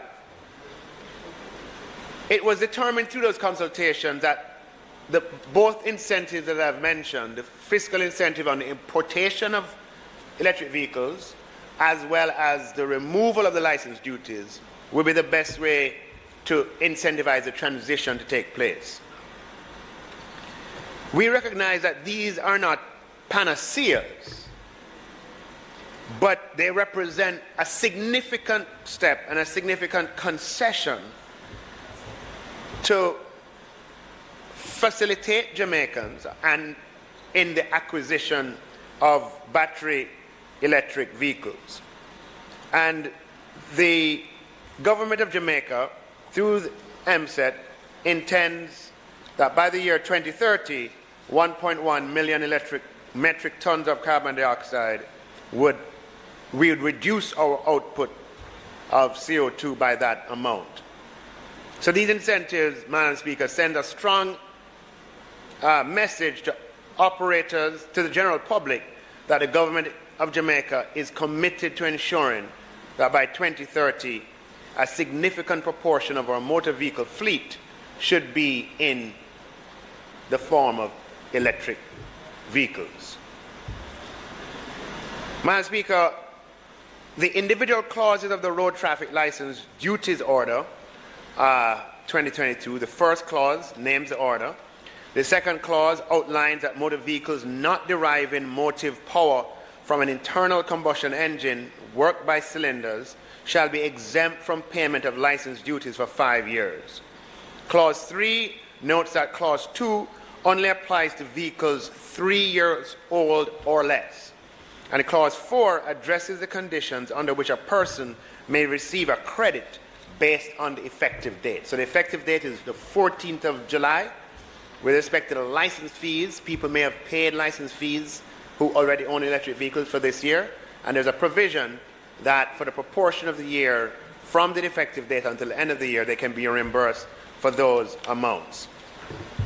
If you allow me, Madam Speaker, to go right into the custom tariff revision amendment number 2 resolution 2022. The key amendment in the customs tariff revision is that the duty rate applicable under the tariff code 8703.80 for other vehicles with only electric motor for propulsion 3 years and less since the date of manufacture has been lowered to 10%. So, Madam Speaker, the government of Jamaica is serious about its intent in this direction, as announced in the budget presentation before the end, just after the end of the first quarter. We're here delivering on what was promised to catalyze a transition towards cleaner and more efficient and certainly a form of transportation in Jamaica that that does not expose our balance of payments in the way it is exposed today. So, Madam Speaker, I know there are others who want to contribute, and I know the member from East Portland wants to make a contribution as well. West Portland. The vases are Portland.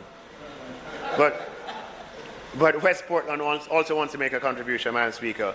So I close for now, and we'll come back once they have made their contributions to the debate. Thank you very much. Madam Speaker, this is a very significant move which has been called for, and certainly we support on this side. Transportation is a major element of our energy system, and the Minister has spoken as a Minister of Finance would, focusing on the revenues that he's giving up. But, you know, he's not going to be quick to say to you equally of the revenues that he'll be saving. Because just imagine, Madam Speaker, that we establish the infrastructure to enable electric vehicles to be powered by solar. And your charging stations are so equipped so that your vehicles now will get free energy from the sun. The amount of money this country would save, that will go back into enabling other spending in other areas. It's quite significant. And it's for that reason I'd like to make some further remarks, because I believe that we might not be receiving the full benefits that we could. Madam Speaker, adaptation is crucial. And there are issues that affect adaptation. And as good and noble as electric vehicles are, they are very expensive. First of all, it's new technology, so people are always going to be timid to embracing it. But, you know, Jamaicans love fashion, and they will rush. But when you say as a government that you are going to limit access, and you are doing so by what you have done with the age limit of the vehicles. When we were trying to get into the used car market, we wanted adaptation. And so we did allow at the outset used cars of a certain vintage to come into Jamaica. And over time, we restrict the age limit to the point where today you can bring up to a 6-year-old used car into the country. My fear with restricting the incentives only to up to 3-year-old vehicles, you are limiting a mass of middle-class people, your poorer consumers, your working class. A 2020 Tesla S goes for $30 million if you want to buy it today. That person can afford it if he's going to buy a Tesla S. That person is going to get an incentive now, 10%. So that person who can afford it will get a significant incentive. Now, somebody going to buy there's a vehicle, a Colt, a 2018 Colt electric vehicle, which cost about $6 million, not 30, $6 million. No incentive for that person. But that person is your middle class, your teachers, your doctors, your working class. So I fear that what we're doing is a continuation of the haves getting more than those who don't have. And no, I think it is real. If you want to achieve by 2030 your million-odd vehicles, you're not going to achieve it by this, because it's only 95% of the vehicles, 85% of the vehicles that are coming to Jamaica now are used vehicles between 4 and 6 years. There's no way you're going to get the amount of vehicles you wish by 2030 by not extending or by limiting the incentives to 3 years. Those vehicles are still too expensive for your working class Jamaicans. And if they are not a part of this, it's going nowhere. Right? If it's not a part of this, and it is not true, Madam Speaker, the technology for electric vehicle is not, the Minister needs to listen to this. Right? You know, with your regular vehicles, you have to do servicing, maintenance, and so on. You can operate an electric vehicle for years with limited maintenance, with limited servicing. So much has been the improvement in the technology for that type of motor vehicle. So you don't have to worry that a 6-year-old electric vehicle is going to be giving you problems. Not so. We allow 6-year-old vehicles into the country by policy, because we believe that the regular vehicles, the combustible type with engine, can be brought in and have a decent lifespan. An electric vehicle is superior technology. A 6-year-old electric vehicle is far superior than a 6-year-old combustible engine vehicle. That's a fact of life. If you are going to limit it, the incentives, and we're talking about incentives, let us look at limiting it by virtue of the price of the vehicles. So, for example, those of us inside here who are up to now benefit from a duty concession, it is restricted by a $30,000 limit. So if the vehicle is over $60,000, you don't get the incentives up to $60,000. Let us do that in relation to electric vehicles so that you can allow your middle class, your working class, to also benefit from this revolution. And for it to be meaningful, it has to be done that way, Madam Speaker, or otherwise you're only going to allow the 5 or 10% of the country to be a part of this, and you're deepening the inequality. Plus, you're not achieving the objective. Remember the way I started. If you can get 1 million vehicles being electric vehicles, you are going to cut your energy bill massively. You're going to be able to save the country on foreign exchange. You won't have to worry about balance of payment problems any longer. But you have to go much further than this. The other thing, Madam Speaker, is the infrastructure for doing this. because you don't want to be leaving out of Kingston to Montego Bay and you're traveling and you run out of battery power. That's not how the technology works. Yeah.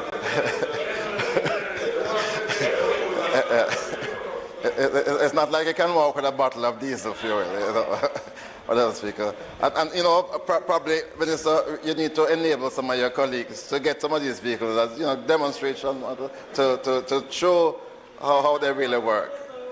Tesla too expensive. But you know, you may miss the point I'm about to make. The infrastructure. We have to ensure that that is democratized. And you can achieve that by encouraging those persons who are involved in the current gas station, because in time to come, that business is going to become no more. Just like your travel agency and so on. In time to come, that business will be no more, and it's just a sad fact of technology.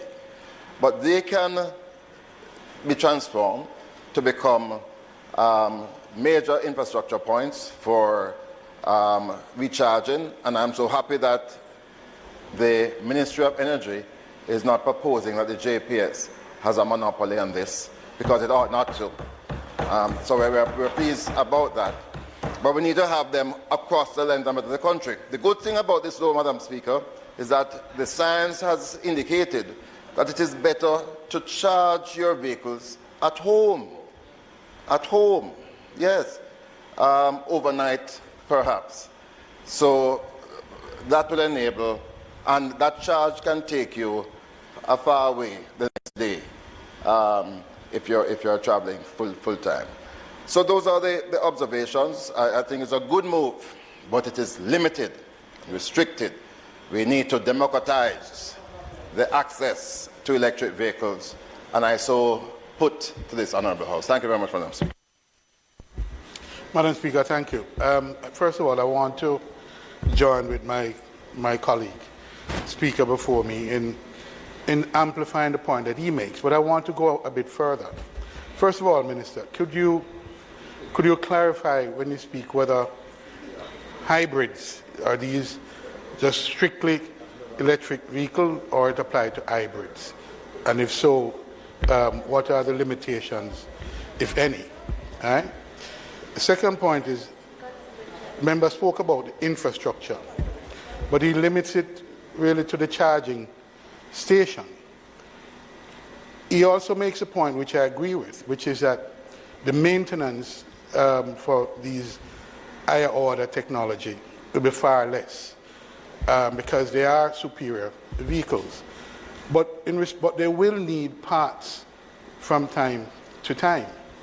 Question is, as you look at the incentivizing the importation and use of it, do we look at what incentives can be given to the parts, importation of parts, particularly critical items in it? So I think if you were to look at those elements, that which was spoken to by my colleague, and the question that I posed, the clarity and the incentivize, making it a bit more broader to look at some parts, I think that could go a long way. The question is, as the member points out, what you really want is a quick take-up of it and to replace as quickly as is possible, because the benefits, I believe, and that's if you far outstrip what you'll be losing upfront in your duty collection. The benefits are significant. So I believe, Minister, that we need to look, even as you protect and balance those interests, the revenue, with the take-up and the transitioning to electricity, electric vehicles. I believe we need to look a little deeper in it and rely more on the data that underpins it. And the data is very rich and it's available.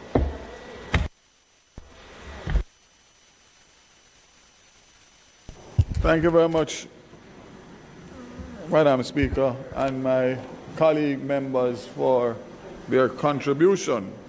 And I want to especially thank, among others, the MSET team, the IDB, the Ministry of Finance, including the Minister and his team, and the CPC, because, as you know, Madam Speaker, this policy was announced in April in the Minister's presentation, budget presentation, and there has been quite a bit of anxiety in the marketplace because people have bought cars, dealers have brought in cars, they have taken deposits, etc., etc. So I have really piloted and pushed to make sure that this has been tabled today before we go on recess. And I think that, as my colleague, Member of Parliament and friend has stated, that it is indeed very big for Jamaica. I just want to respond briefly to my colleague, or colleagues rather, to indicate that the decisions that the Minister announced a while ago were not done in isolation down at the Ministry of Finance or at MSET. We had a working group that put plenty hours and time, and that included the IDB, the Ministry of Finance, MEGJC, Inter-American Development Bank, the New Car Dealers Association, the Used Car Dealers Association, the Ministry of Transport and Mining, Customs, Gasoline Retailers Association, Joint Council of Tertiary Education, and last but not least, Mr. Wayne Chen, who chaired the working group as my energy advisor at MSET. So we had the input of stakeholders who are critical. We had also the input of the IDB, who has helped other countries to develop this EV policy. So we grappled with what you have suggested in terms of how many years and how does that affect the technology and whether Jamaica will become a dumping ground for electric vehicles because other countries are more advanced than us. What I can say to you in my usual style, which is always to try and get consensus and advice. This is a starting point, and a good starting point. Your point is very valid in relation to the accessibility and widening the accessibility and the affordability.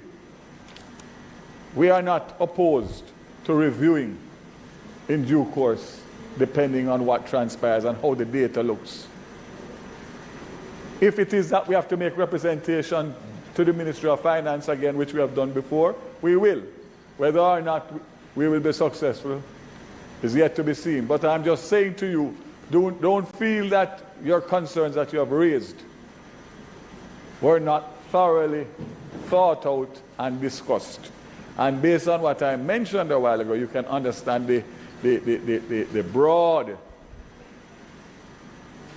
spectrum of the working group and, of course, those inputs, because obviously the dealers would know that used car dealers would be affected. But what would be the best policy for Jamaica? And we feel that what we have done is staying ahead of the game, leading the Caribbean in introducing this policy, a comprehensive policy, and to understand that the way that the industry is moving, manufacturers are not going to give dealers supply of vehicles until there is a stated policy. So you can't just represent a brand and order 100 electric vehicles. It doesn't work like that.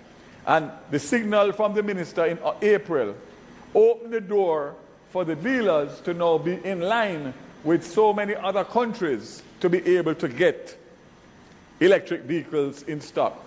Let me also remind you, member, as somebody who was integral in that industry and responsible for it at some point, this policy doesn't dictate that you have to buy from a dealer. Just like the regular policy that's out there, individuals can make that decision, and they can go to Miami or go to London or go wherever and buy a car off the shelf. Is the car going to be available? Not immediately, because there is a great demand. And now you can go and you have to wait 18 months if you walk into a dealership in the door. However, the same goes for used electric vehicles. Because of the demand for new, the prices of used are unbelievably expensive, and therefore the market needs to realign, the market needs to settle down. So hopefully in that settling down, some of the figures that you mentioned a while ago will be much reduced. But I can tell you, as someone who knew the business at one point, you can actually pay down an electric vehicle with an agreement to wait 18 months. And in 6 months, you can make 30 or 40,000 US dollars off of the price, because the demand is so high and people are prepared to pay the premium in order to get their car now. So there is going to be some realignment that is going to be needed. And what we have done by this policy, which I think that is one of the most important policies that has been implemented since I became minister in September 2020, and the energy one that you and I are working on will be, of course, the one that will take precedent over this in due course.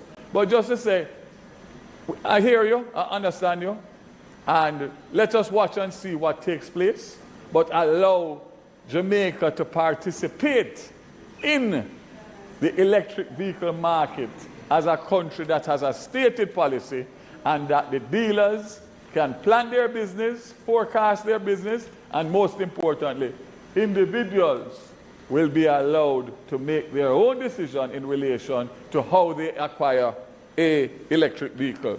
So again, I really want to say that we all know the benefit to this, moving away from fossil fuels, etc. We know that. And hopefully I can state that it will happen over time. But in closing, just let me indicate that in discussions with the Prime Minister and my cabinet colleagues, the government is going to have to lead by example. And therefore, the Prime Minister has already indicated to me that when his fleet becomes due for changing out, he's going electric. He has said to me from MSET, start to change your fleet out. And, no, I can't afford a Tesla, but the minister will give me something, give me allocation. And most importantly, the entire government is moving towards that. The Minister of Transport and Mining recently ordered some CNG buses. That is a transition to electric vehicles which are going to be tested in Jamaica shortly, and moving to that within the next couple of years. So we are staying with the program. And to thank Minister, he has a councillor in some part of Jamaica that has one. He's going to borrow it for a while.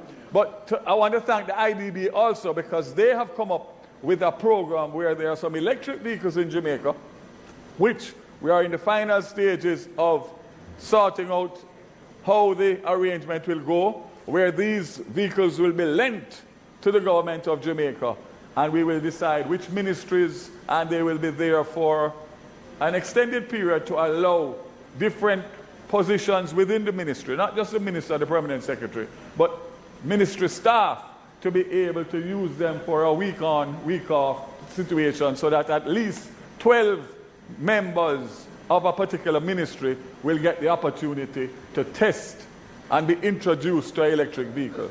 So I'm sure that we can make some provision, although I'm sure most of you have them already. But we will discuss it. But just to say thank you to the IDB, because they have been our partner in relation to helping us to understand the industry and what has transpired in other jurisdictions. And therefore, I think today is a bright day for Jamaica in relation to our energy transformation. Thank you.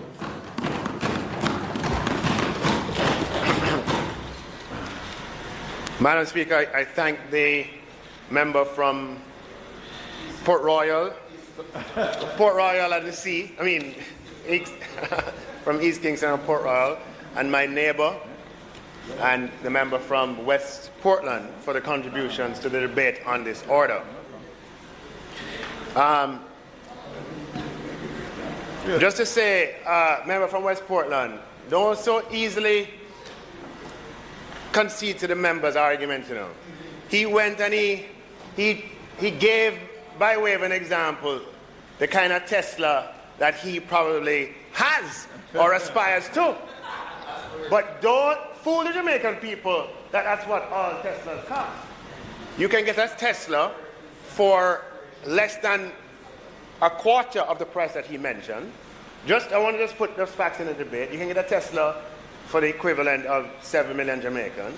But Teslas are not the only electric vehicle providers in the world. We know by reading the newspaper that an agency opened in Jamaica just a few weeks ago that's offering a line of Chinese electric vehicles known as BYD. So he's focused on the 30 million vehicles. Meanwhile, we are opening the door for cheaper vehicles to come in.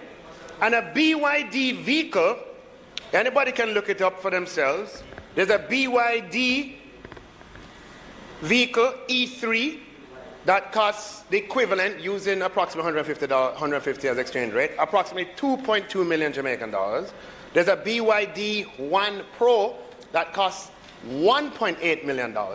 There's a BYD in all of those price ranges. So we are in this policy looking after the middle class. What? No, not at all. No. No, they're BYD vehicles that are sedans that can hold 4 or 5 people. So there's and several other models. I don't want to focus on one. Several other models out there. So unlike what the member from East Kingston or Port Royal would want us to believe, electric vehicle policy that we are putting forward, I don't know the one that you might be thinking about, the one that we are putting forward is geared towards the middle class, Madam Speaker. Don't let the members high taste, right? All right. But he was the one who introduced that high price as if that is the price. I have to inform the people of Jamaica that you can get electric vehicle for $2 million and get electric vehicle for $1.8 million. So when we lower the duty to 10% from what it was, you get it cheaper. The middle class can afford electric vehicle if they want it. And the working class. And yes. The public servant. Exactly. And Desmond. Brand new. Now, so here is the why are we doing this? All right, I gave it at a higher level earlier, but it's in answering some of the questions. Internal combustion engines have a efficiency rate if they're fueled by petroleum, by gasoline, of between 35 and 40%. That is, they take 35% of the energy that the fuel generates and turns it into energy at the wheel. So the 65% of the energy in the gasoline is wasted in heat and in friction. So we are importing for gasoline several $100 million a year, right? Several $100 million a year, and 65% of that is wasted. It goes in heat and friction. Electric vehicle technology offers a substantial improvement. And electric vehicles today offer an efficiency ratio of approximately 80%. That they take 80% of the energy that's generated by the electric machine, electric power, and turns that energy into energy at the wheel. So we go from 35, 40% up to 80%, and we as a country are better off. Now, the reason why we want to cap it at 3 years is not that you can't buy electric vehicle over 3 years old. If you want to buy a vehicle that costs $1.8 million, or it's depreciated, let's say it's 5 years old, it would cost less than 1 penny, it would cost 1.4, it would cost 1, it might cost 800,000, whatever. But it's over the 3 years, then you can certainly buy it. And you would still pay less duty than you pay on internal combustion cars, because you'd pay 30%. Whereas, you know, for the average car, you're paying you're paying more than that. But the technology and the efficiency rates are changing so rapidly that the country does not gain as much from your purchase. And the battery technology is where the change is occurring fastest. So that's why, remember, it's really important that we have in Jamaica the latest technologies. And as I've demonstrated by reference to other brands, those technologies come in affordable packages as well.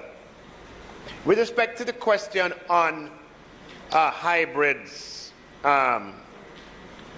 member, the resolution as it is worded speak to vehicles that do not have internal combustion engines, i.e. to electric vehicles. We know that hybrids using E10 and that kind of is a little more efficient than the gasoline, but it's still far less efficient than electric vehicles. And this policy is geared towards supporting the transition to electric vehicles. And may I add, Speaker, something I didn't say before, this policy, you know, this green revolution that we hope to inspire is one that comes with the creation of jobs as well. Because to make this policy work, Jamaica is going to have to be littered with charging stations and with people who can service electric vehicles. And to service electric vehicles, because they come with so many components, meaning electronic components, the skill level is even higher.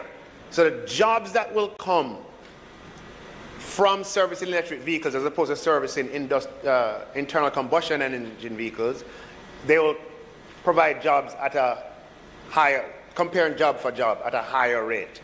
So there is a positive economic benefit from the economic activity that is catalyzed from the introduction of these vehicles in the form of the recharging stations and the level of jobs that will come with it. So, Madam Speaker, I would ask that you put the resolutions to the House to thank the members, first of all, for the contribution to the debate, for the contribution, and to thank the Ministry of Science, Energy and Technology, with whom we collaborated on this, and as the Minister has mentioned, to thank the IDB, who have supported us in this and will continue to support us. And, Madam Speaker, I ask that the House approve these resolutions.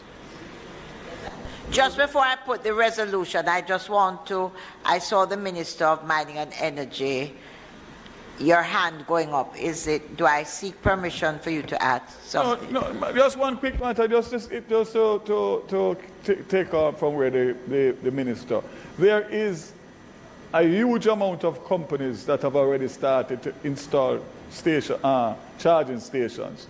JPS and several others, multilateral companies, overseas companies, and locals. And there is a huge plan of build out of more gas stations by new local companies, some of them that have done IPOs, etc. So just to allay your fears, it's going to be, that's a whole new business and a whole new industry in itself, and it has already started. You can see charging stations almost any parish that you go to now. So I don't believe that we will have any problem in terms of when the importation starts to ramp up in relation to access to charging stations. Thank you very much. Members, the question before the House is that both resolutions, one,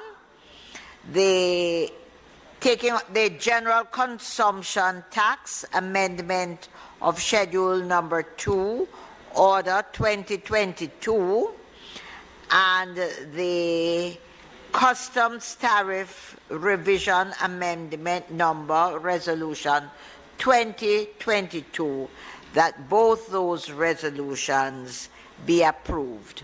Those in favor? Those in favor? Those against? The ayes have it. Both resolutions are now approved. Thank you, Madam Speaker. Yeah, I just rise to introduce the General Consumption Tax Amendment of Schedules Number 2, Order 2022 and its resolution, and hopefully this will be a lot quicker. The proposed amendment to the GCT Act. This was tabled in the House last week or the week before. Is there a question? Just now we did the road traffic license duty order and the custom revision tariff order. So now we're doing the GC, General Consumption Tax Amendment of Schedules Number 2. This proposed amendment to the Yes.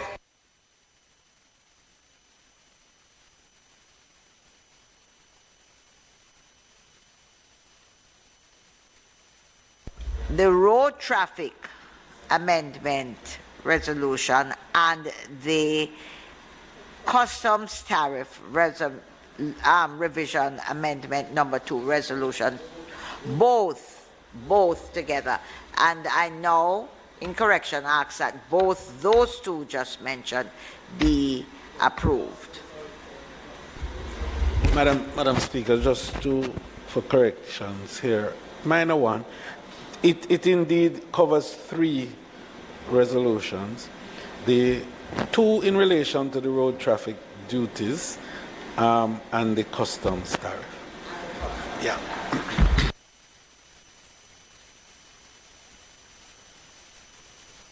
So it's the customs tariff revision amendment number 2 resolution 2022 and the road traffic license duty order resolution 2022 that members are asked, and the customs tariff revision amendment number 22 number 2 resolution 2022. All 3 resolutions the members of the House are now being asked to approve. Those in favor?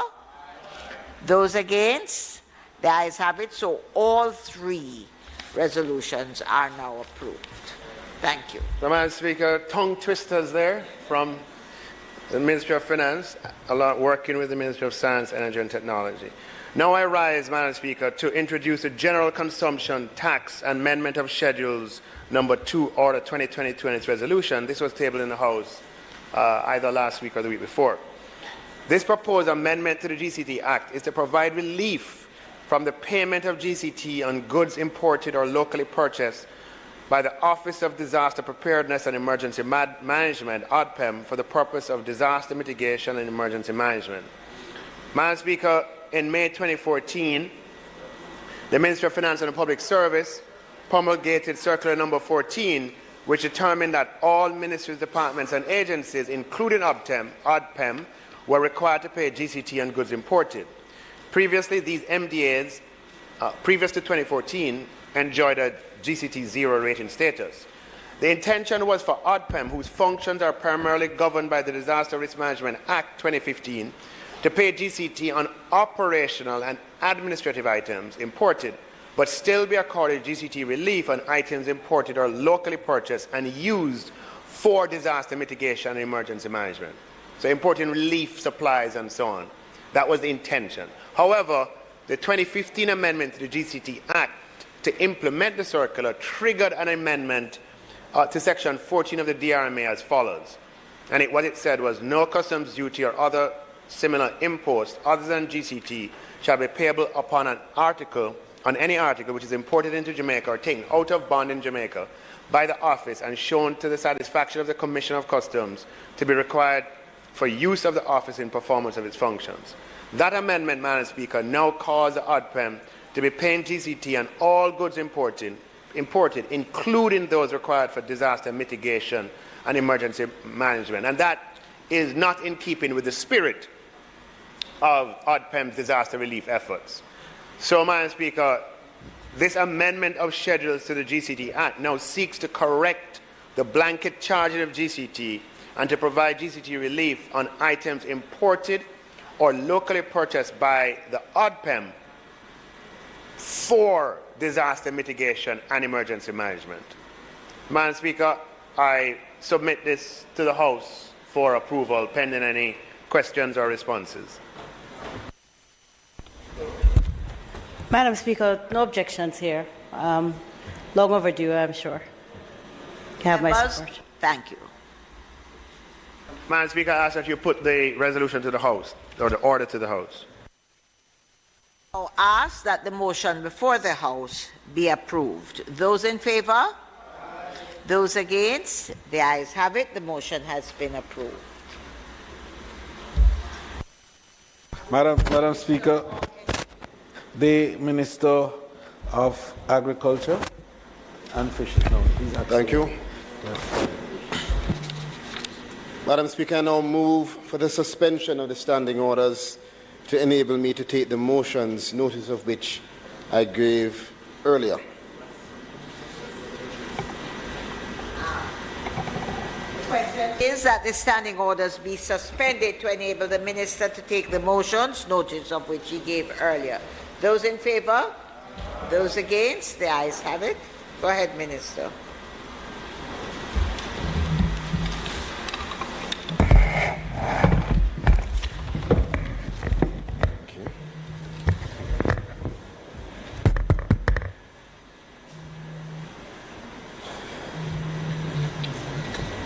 Tabled before this Honourable House are the Rio Cobre Irrigation Order 2022 and the Rio Cobre Irrigation Order 2022 resolution. And as you recall, Madam Speaker, we're treating with two matters, Rio Cobre and also Mid-Clarendon. I'll start with Rio Cobre. The National Irrigation Commission Limited, a company incorporated under the Companies Act, is the licensed irrigation authority by virtue of the Irrigation Licensing of Authority Order 2022, made in accordance with Section 4 of the Irrigation Act, which we will hereinafter refer to as the Irrigation Authority. And I'll just pause to recognize Mr. Giles, who is the CEO of the NIC and should be here with us today.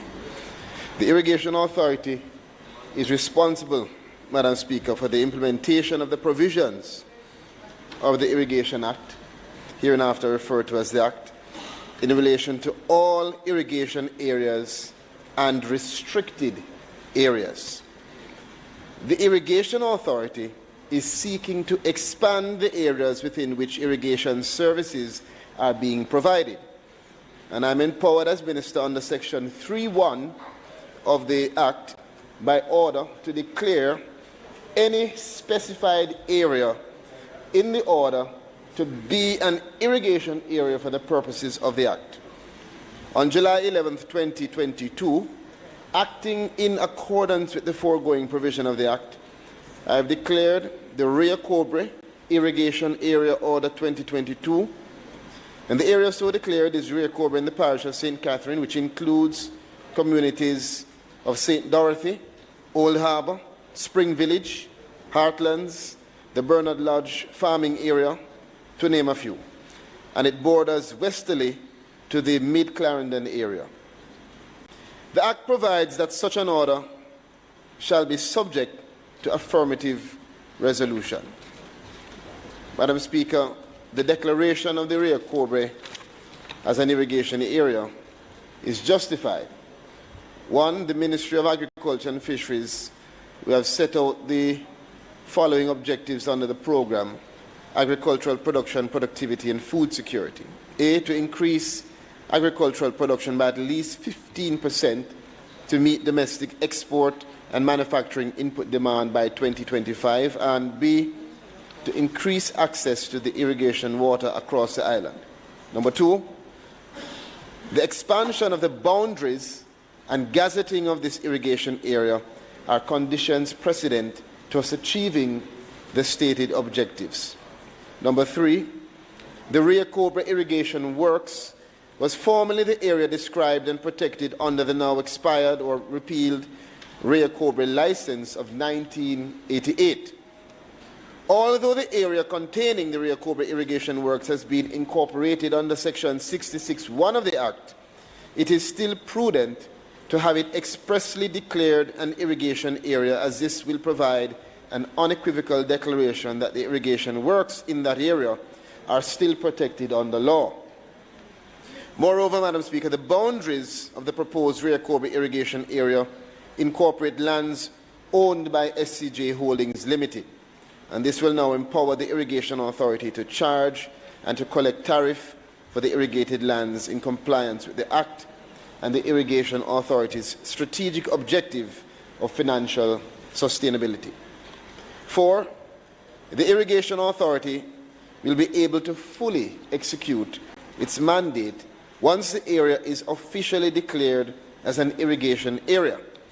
And it is against the foregoing that I am asking this Honourable House to show full support by affirming the resolution, the Rio Cobre Irrigation Order 2022. And you will see the order before you. Paragraph 1 of that provides the name. 2 refers to Part A of the schedule, which provides a description of the irrigation area, as well as Part B of the schedule, which provides the area delineated by the map. And the schedule to the order contains the Part A as boundary description of the Rio Cobre area, and Part B as a map of the Rio Cobre irrigation area.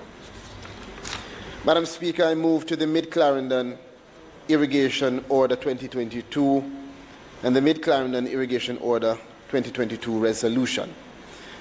Again, the National Irrigation Commission Limited, a company incorporated under the Companies Act, is the licensed irrigation authority by virtue of the Irrigation Order 2022, made in accordance with Section 4 of the Irrigation Act. The Irrigation Authority is responsible for the implementation of the provisions of the Act in relation to all irrigation areas and restricted areas. The authority is seeking to expand the areas within which irrigation services are being provided. I'm empowered, Madam Speaker, as Minister, I'll refer just for the record, under Section 3(1) of the Act, by order to declare any specified area in the order to be an irrigation area for purposes of the Act. It is on July 11th of this year, acting in accordance with the foregoing provision, that I declared the Mid-Clarendon Irrigation Area Order 2022, and the area so declared is Mid-Clarendon in the parish of Clarendon, including communities such as Rhymesbury, Vernham Field, Clarendon Park, Hayes, Mitchelltown, and Lioneltown, to name a few. The Act provides that such an order shall be subject to affirmative resolution, and the declaration of the Mid-Clarendon as an irrigation area is justified similarly under the Ministry of Agriculture and Fisheries set objectives through its program Agricultural Production, Productivity and Food Security. A, to increase production by at least 15% to meet domestic export and manufacturing input demand by 2025, and B, to increase access to irrigation water across the country. As well, similarly, the expansion of the boundaries and gazetting of this irrigation area is a condition precedent to achieving those objectives.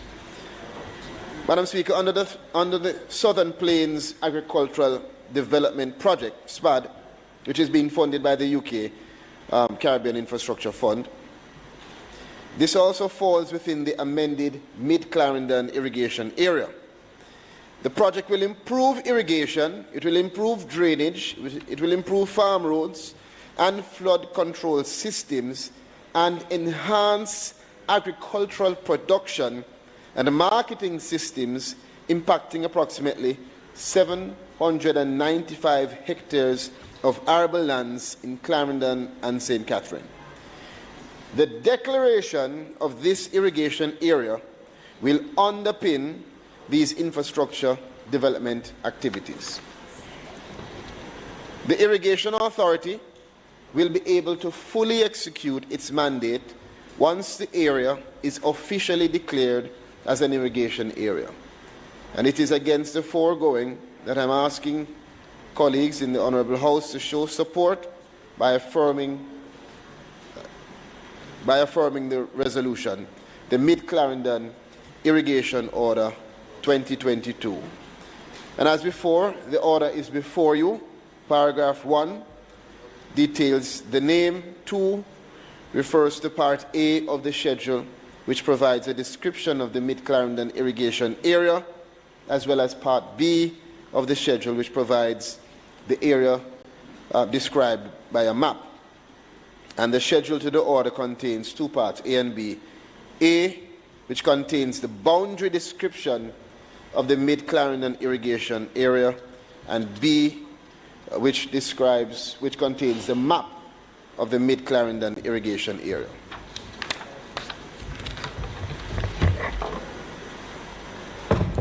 Thank you very much, Madam Speaker. Madam Speaker, the 2 resolutions that are before the House, the opposition supports them based on what the Honourable Minister has indicated are the deliverables. Yes, certainly there is a need to increase agricultural production, and without water, many farmers are hampered in this respect.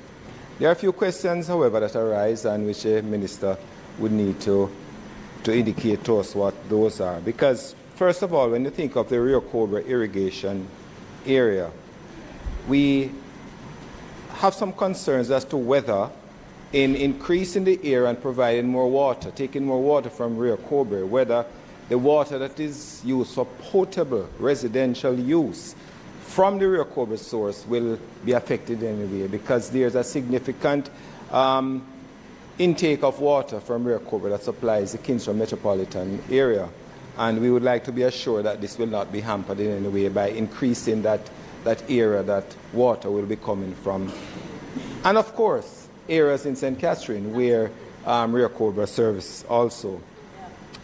And also, Madam Speaker, a significant amount of that water from Rio Cobra goes to Clarendon as well.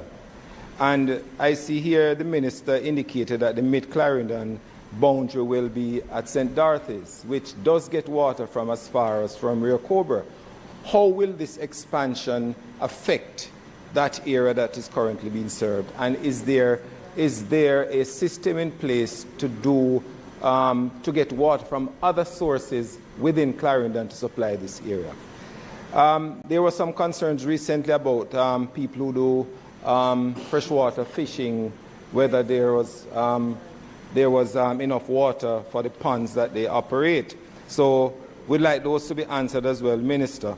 But if you can assure us and assure the country that these will not be affected based on the concerns that I have, then certainly it is something that we would support in moving forward as a country, so that we can increase and improve our agricultural production. Thank you, Madam Speaker.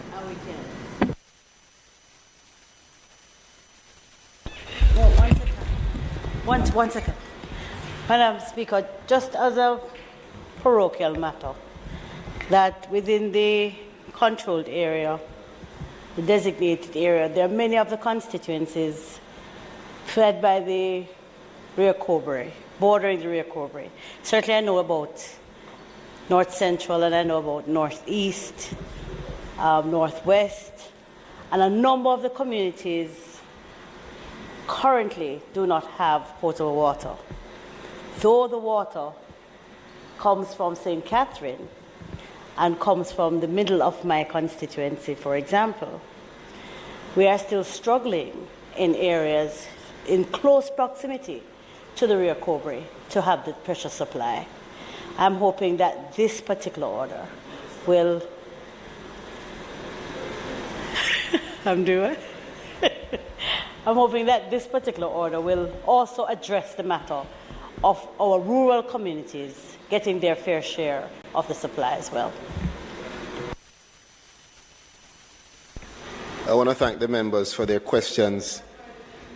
Let me just remind that the orders relate specifically to the irrigation water. not for the NWC water. But I do understand the plight, and I can assure you both that there is no intention to negatively affect or to impact, and I am not advised that it would do so. I hear the concern, but there's no information that has been before me that would lead me to believe that this is going to adversely impact. No, I'm just giving you as it is. I think we all are aware of the need for us to raise production. You can't raise production without water. A lot of these areas are already getting NIC water, but the designation here is really just to ratify and to ensure that we can extend the regulations and operation of the NIC into those areas properly, where you can recover some revenue. That revenue is what we require now to be able to do the rehabilitation and the expansions that we need to ensure sustainability and maintenance. And so we are on a drive at NIC to also include technology and operations that are going to help us to be able to achieve the goals, as you have stated, member, in terms of supplying the water, not adversely impacting anything, but ensuring that ultimately we can have the water as a significant element that's required for us to ultimately increase production. So thank you for your questions. I hope that I have alleviated some of your concerns. But again, to the issue, there's another discussion that you will have in relation to the potable water. Thank you. Members, the question before the House is that both motions, the resolution, the Rio Cobre Irrigation Area Order 2022 resolution, and the Mid-Clarendon Irrigation Area Order 2022, that both resolutions be approved. Those in favor? Those against? The ayes have it. Both motions are approved.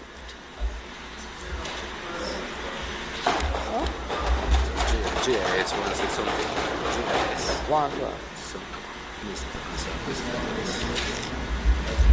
Madam Speaker, I now move for the suspension of the standing orders to enable me to take the motion notice of which I gave earlier. There's a suspension of the standing orders to allow the Minister to take the motions, notice of which was given earlier. Those in favour? Those against? The ayes have it. So, Madam Speaker, I will speak on the motion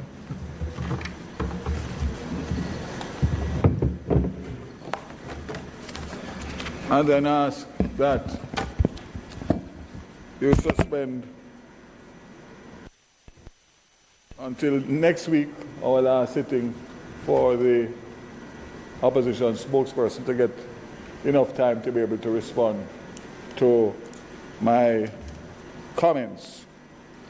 So, Madam Speaker, I'm pleased to pilot these regulations entitled Electricity Net Billing Regulations 2022, pursuant to Section 55(1) of the Electricity Act. These regulations are intended to provide opportunities for fuel diversification, development and deployment of renewable energy sources. The aim is to have a modern, efficient and environmentally sustainable energy sector that is affordable and accessible. So, Madam Speaker, by way of background, the Electricity Act 2015 establishes a legal framework for net billing, electric wheeling and other arrangements. Of note, these regulations, as the name suggests, focus on the net billing programs and provide a regulatory framework under which, among other things, the Minister with responsibility for energy has the power to issue licenses. The net billing is a mechanism for persons who generate their own electricity to sell excess power to the single buyer, which is the Jamaica Public Service Company Limited, under a standard offer contract approved by the Office of Utilities Regulations. The Minister responsible for energy has responsibility for the functions of the net billing services. Madam Speaker, I'll now turn to the regulation by regulation presentation. Regulation 1 Citation. Madam Speaker, Regulation 1 establishes the Electricity Net Billing Regulations 2022 and note that it shall be come into operation on a day appointed by the Minister, by notice published in the Gazette. Regulation 2 interpretation. Madam Speaker, this seeks to introduce definitions for the key terms used throughout the regulations. For example, electrical inspector, commercial customer, net billing meter, and residential customer. For the purposes of these regulations, Madam Speaker, an electrical inspector means a person licensed under Regulation 6 of the Electrical Work Registration and Licensing Regulations. A commercial customer means any ratepayer that is not a residential customer. A net billing meter means a device that measures the amount of electricity consumed from the system and the amount of electricity exported to the system by the self-generator. A residential customer means a single-phase domestic user, including single-phase motors of individual capacity of 3.73 kilowatts or less, when service is taken through 1 meter at a single point of entry. Regulation 3, eligibility criteria for net billing. Madam Speaker, Regulation 3 establishes the criteria under which persons, residential and commercial, are eligible to apply for and to be issued with net billing licenses. The main criteria are: net billing shall be open to all applicable and qualified customers of the single buyer JPS, limited only in circumstances where the generating capacity for licensed renewable energy sources to be connected to the grid is reached. The limit on the number of licenses to be issued at any given time is prescribed by the Integrated Resource Plan. A net billing license may be issued only when the single buyer is required to purchase such energy at the net billing energy rate published by the OUR, subject to a contract to be executed by a licensed self-generator and the single buyer. Regulation 4, obligations of the single buyer to implement services to other customers. Madam Speaker, Regulation 4 establishes that the single buyer shall implement net billing arrangements where the eligibility criteria in Regulation 3 is met and that the net billing arrangements do not negatively affect the service they provide to other customers. Regulation 5, application for net billing inspector license. Madam Speaker, Regulation 5 specifies the application process for the applicant to be licensed for a net billing arrangement. A person may be licensed for net billing by submitting to the Minister a completed application along with the requisite documents specified in Part A of the schedule and with proof of payment in accordance with Part B of the schedule. Upon receipt of the application, the Minister shall review the application and advise the applicant where the application is incomplete to submit additional information and documentation. The application would then have 60 days in which to submit any additional information and documents requested. If not, the application process may be terminated. Let me pause on that very point, Madam Speaker, because just this week the Ministry had to issue an apology for some glitches in the net billing application process. Madam Speaker, when I checked it out,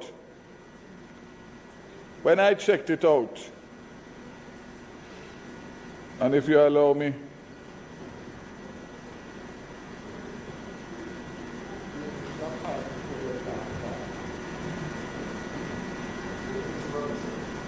Madam Speaker, when I checked it out, I found out, based on a complaint that was publicized on social media, that the issue that we were having was that we give a limit of 40 days to respond. And we had 4 applications that were over 40 days. But we had in excess of 25 applications that were incomplete. So the issue is that the Ministry was taking applications without vetting them properly.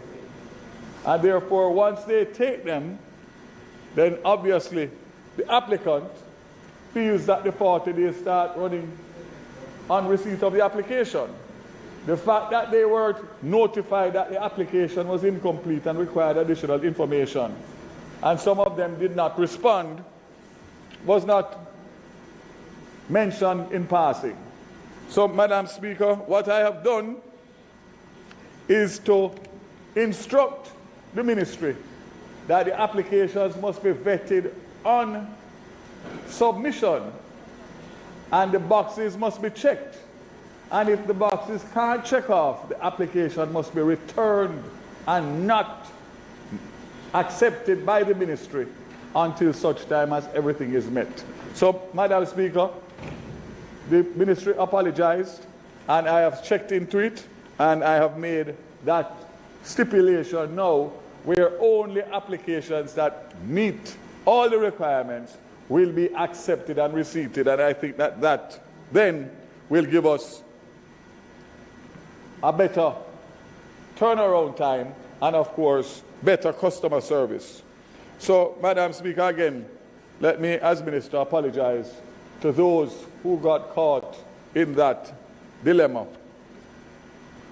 Regulation 6, net billing contract, Madam Speaker, Regulation 6 provides that where a license is granted, the single buyer JPS has 30 days from the date of receiving the license to issue a standard of a contract, net billing contract approved by the OUR.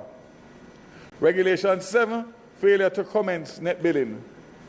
Madam Speaker, Regulation 7 stipulates that where a license is granted and the self-generator fails to connect the net billing within 12 months of the grant of the license must be revoked in accordance with Section 13(1) of the Act, net billing contract terminated, and the single buyer's discharge of any obligation to connect the self-generator to the system.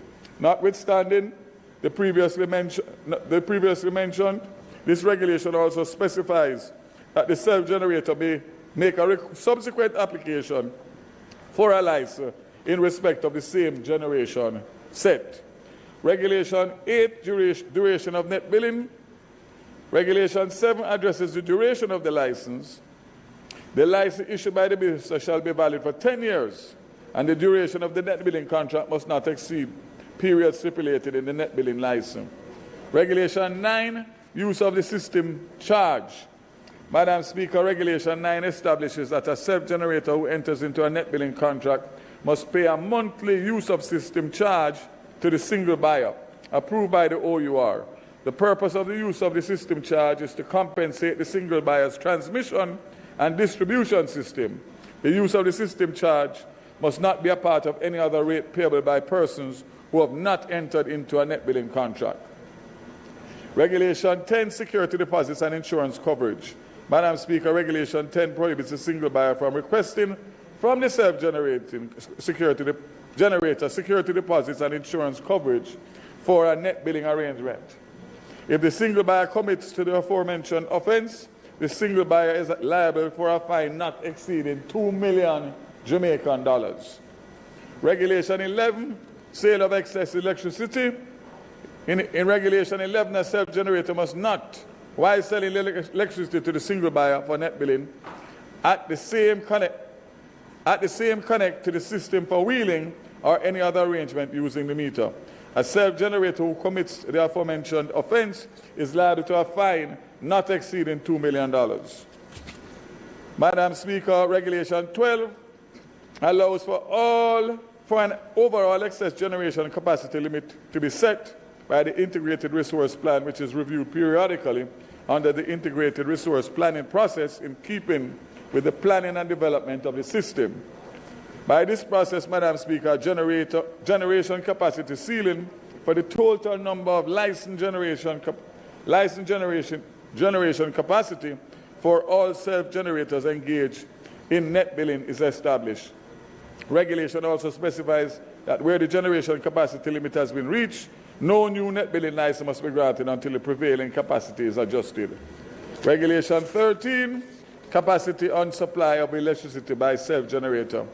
Madam Speaker, Regulation 13 states that a self-generator must not supply electricity to the system for net billing from the same generation set to more than 1 meter It also prescribes that a self-generator who is a residential customer must not connect to the system in excess of 10 kilowatts for net billing. A commercial customer must not connect to the system in excess of 100 kilowatts for net billing. The capacity and supply of electricity by self-generator should be reviewed by the OUR and the Minister every 2 years. Madam Speaker, Regulation 14 places an obligation on the self-generator to be responsible to procure, install and operate the recommended electrical equipment and apparatus where the self-generator is granted a license. The electrical equipment and apparatus must conform to any recommendations made by the Bureau of Standards. Additionally, Madam Speaker, the cost of the electrical equipment and apparatus supplied by the single buyer to the self-generator must be approved by the OUR. Regulation 15, restriction of self-generator from connecting the generation set to the system. Madam Speaker, Regulation 15 places restriction on the self-generator such that the self-generator must not connect the generation set to the system unless the self-generator A, receives a net billing license, B, executed a net billing contract with a single buyer, C, received certification from a licensed electrical inspector for the compliance with the required specification, and D, received approval from the single buyer for grid connection. Regulation 16, and we're winding down now, members. Regulation 16 addresses the excess electricity supplied from a self-generator to the single buyer and stipulates that the excess electricity must be metered using a net billing meter purchased from the single buyer.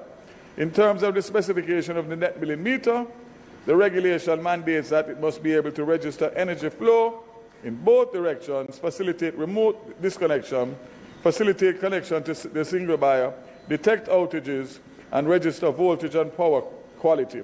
The regulation also sets out that if the net billing meter is found to be inaccurate or malfunctioning, both the single buyer and self-generator should aim at arriving at an agreement on the amount of electricity consumed or supplied and any amounts payable.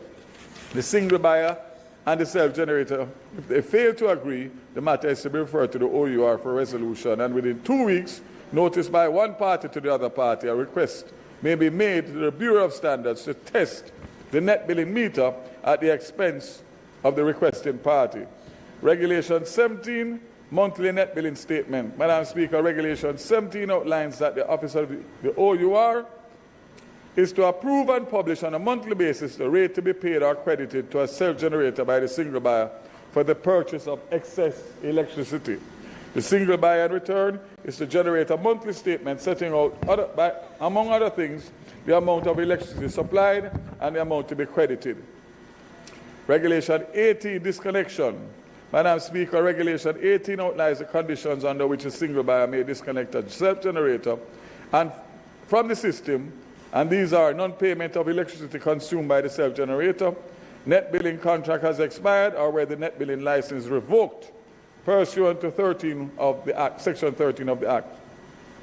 Regulation 19, Madam Speaker, establishes that the OUR shall resolve any dispute between the single buyer and a self-generator in relation to aspects of the net billing contract, except where the net billing contract specifies otherwise.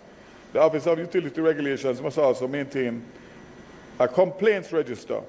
And Regulation 20 speaks to compliance with the relevant permit and licenses. The single buyer and the self-generator must comply with the following: electricity license for net billing and net billing contract, codes, environmental permits or licenses, the Act, these regulations, and other enactments. If the single buyer or the self-generator contravenes the aforementioned provision, the single buyer or the self-generator would be liable to a fine not exceeding $2 million or in default of payment of fine to imprisonment of a term not exceeding 1 year. Regulation 21, duty or self-generator to maintain generation set, keep maintenance record, and rectify defects. Regulation 21 discloses certain duties of the self-generator as follows. 1, self-generator must maintain the generation set for the safe operation and keep proper maintenance records in relation to the generation set. A self-generator is responsible for the rectification of any defect in the generation set up to the interconnection point and must modify the capacity of a generation set. If the self-generator does conform to the aforesaid, such action creates an offense, and a self-generator who is convicted is liable to a fine not exceeding $2 million in a default or payment of fine, imprisonment not exceeding 1 year. Regulation 22 specifies the duty of the single buyer in relation to the billing meter system. Under that duty, the single buyer is responsible for the safe operation, maintenance, and rectification of any defect beyond the interconnection point in the net billing meter and system. Regulation 23, access to generation set. Regulation 23 outlines that the self-generator must allow specific persons safe access to the generation set for inspection, and in the case of the government electrical regulator, for the purpose of performing its review and functions under the Act. The self-generator is under an additional duty to give assistance to the specific persons conducting the inspection or review. Persons who contravene, again, commit an offense, is liable to a fine of $2 million or in default of the fine, imprisonment not exceeding a year. Regulation 24, tampering with net billing meter, creates a summary offense if the person tampers with a net billing meter.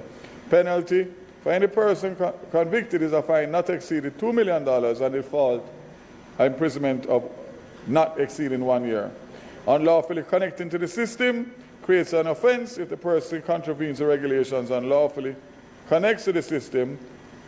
Any such person on conviction of the aforesaid mentioned offense may be liable to a fine not exceeding $5 million or default imprisonment not exceeding 2 years. Madam Speaker, I now turn very briefly to the schedule in these regulations. Madam Speaker, the schedule is divided into two parts. Part A contains an application form for the net billing license and submission checklist of supporting documents referred in Regulation 5. Part B, Madam Speaker, goes to the details regarding the applicable fees for Regulation 5.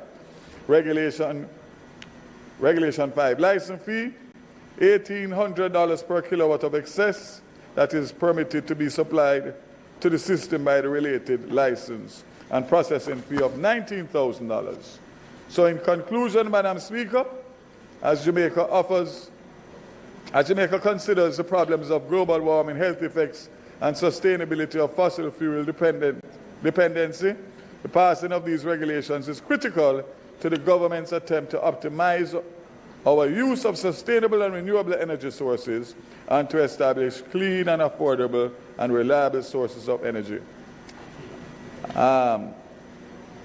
I therefore seek the support of the House in passing these regulations, subject to any amendments that may be made. And as I said before, Madam Speaker, in dialogue with my opposition spokesperson, colleague and brother and friend, I would ask that we allow him the time to briefly respond to such a good document and a good proposal next week, although I don't really see the need for it, but following the true principles of democracy, we will allow him, obviously, and he and I will have discussions in the week coming before Parliament to make sure that any clarifications that he requires are made so that his presentation... I'll give him 5. So I thank you, colleagues, for your attention, and today has been a good day for the Ministry of Science, Energy and Technology.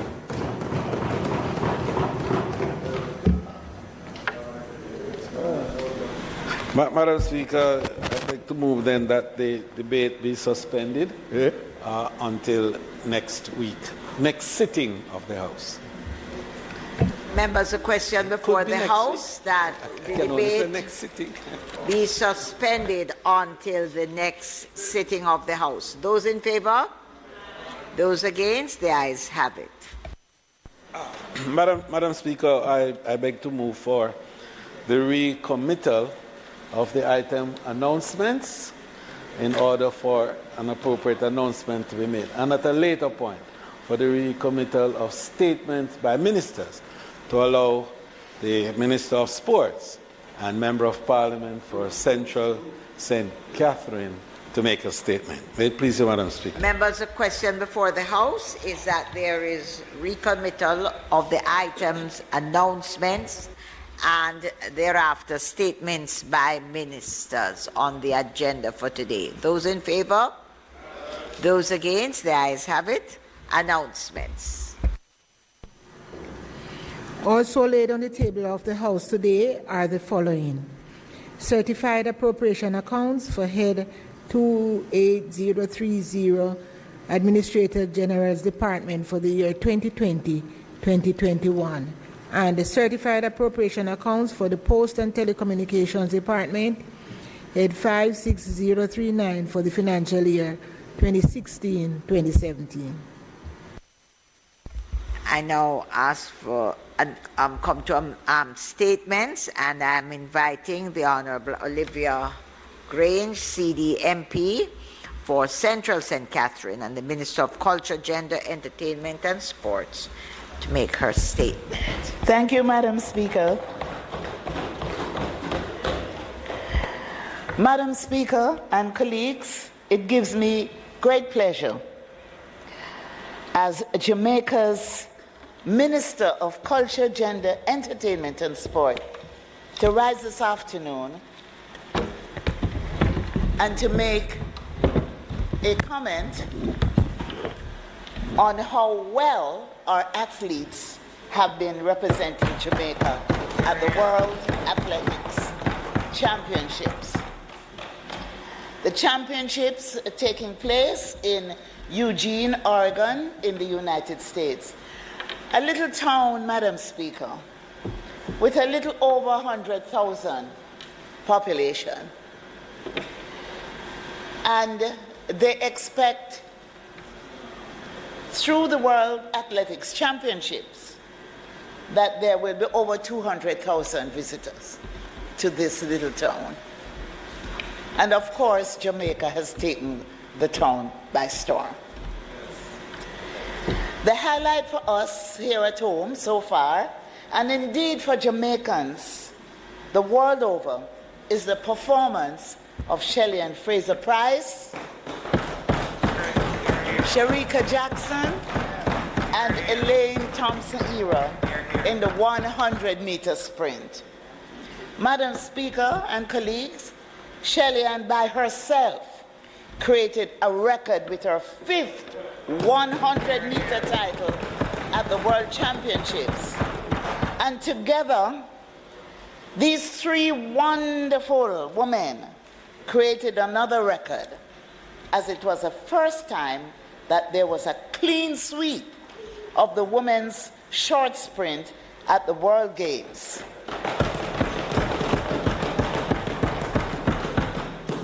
Madam Speaker and colleagues, in the process, Elaine Thompson-Hero took the bronze medal, making it her first World Championships medal of any kind to add to her multiple Olympic gold.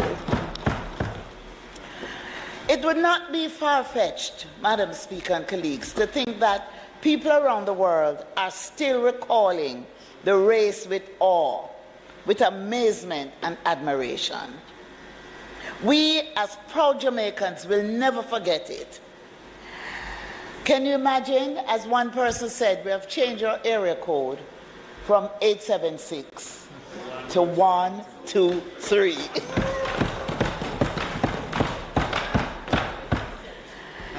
Madam Speaker, we marvel at Shelley Ann's performance at age 35. Over the years, she astounded the world with her performance, took time off to have her baby Zion, and returned to the track and continue to astonish the world. It was a wonderful feeling, Madam Speaker, and I'm sure right here in Jamaica, everyone in this chamber and elsewhere, when they saw the medal ceremony and saw the Jamaican flags, and we were singing Eternal Father, bless our land, it was chilling. It gave me goosebumps, and I'm sure everyone felt the same. Madam Speaker, it is also not far-fetched to think that there will be a repeat of the sweep in the 200-meter final on Thursday night. Our ladies never fail us. I also wish to register the nation's heartiest congratulations to Shanika Ricketts for taking the silver medal in the triple jump. She has done this in successive world championships. She did it in Doha in 2019 and repeated it last night. We're so proud of Shanika, who took her medal tally to 4 last night and placed us number 4 on the medal table. I must also reserve a special word of praise to young Oblique Seville, who just missed medaling after putting up a valiant fight in the men's 100 meter. Oblique is still very young, and so we have good reason to believe that Oblique Seville belongs among the best of the sprinters coming through and secures for Jamaica its future of glory and fame in the sprints going forward. As his coach said to me, Coach Mills said, Oblique is even performing ahead of what I've expected. And so I remember when Usain Bolt astonished the world, someone said, you think Jamaica will ever find anybody who can repeat that feat or even be faster? Well, Madam Speaker, never can tell. Our young sprinters are doing exceptionally well at this time, and the future looks good. At this time, Madam Speaker, I want to pause to say that we all feel the pain of Olympic champion 110-meter hurdler Hansel Parchment, who suffered an injury minutes before the final, in which we fully expect that he would do well based on his qualifying time in the semis. I spoke to Hansel, and he said, he's a very humble athlete, and he said in a soft voice, Minister, I'm so sorry that I was not able to give Jamaica the medal, which I wanted so much to do. He says, personally, I was disappointed, but I really wanted to give Jamaica that medal. And I'm asking everyone here just to show him some love and to let him know that you appreciate and love him. And so I promised Hansel I'd tell Jamaica when I made my statement in Parliament today that I will tell all Jamaica that he was sorry, but he is going to make up for it. So we're looking forward to Hansel continuing. So to date, Jamaica has won 4 medals, gold, silver, and bronze in the women's 100 meter, and silver in the triple jump. And Jamaica has done well. The athletes who did not medal, they performed exceptionally well. And I just want to say to them that Jamaica, the entire Jamaica, appreciate you and love you. So, Madam Speaker, there is more to come in Eugene.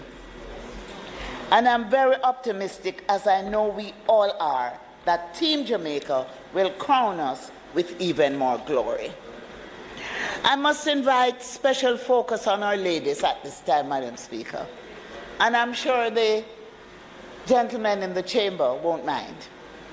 And I know my colleague, the shadow spokesperson on some of my portfolio areas sitting across, I know she will support what I'm about to say. With the performances that our women have shown. They are presenting us with a rather special gift for Jamaica 60, or Diamond Jubilee. Think of it. Shelley-Ann, Sharika, and Elaine. And then the Reggae Girls last night triumphed over Costa Rica, a win which puts Jamaica on course to for a place at the Olympics, and they have already qualified for the 2023 World Cup. Now, I call sports physical culture. And so, it's not just in physical culture, but in other areas where women are excelling. And I want to use the opportunity at this time to make reference to our fabulous Jamaican actress, Cheryl Lee Ralph, who has been nominated for an Emmy Award. In fact, in our joy at being nominated, Cheryl Lee was quoted as saying that she feels just like Shelley-Ann Fraser-Price. And so we have a lot to be proud of, Madam Speaker. We look forward to the Commonwealth Games, July 28 to August 8. I have to be in Jamaica at that time to make sure that our 60th celebrations go well. We are going to have the grandest Grand Gala ever. And we're going to have street and float parade and many other exciting things. But while I'm here doing that, the Minister of Tourism will be in Birmingham, July 28 through to August 8, along with Minister of State Alanda Terrelon, to cheer along our athletes and to make sure that they know that we're there with them. So, Madam Speaker, I feel like a sprinter as well. I got off the plane today, rushed home, put on my Jamaica 60 dress, and rushed to Parliament, just so I could make this statement.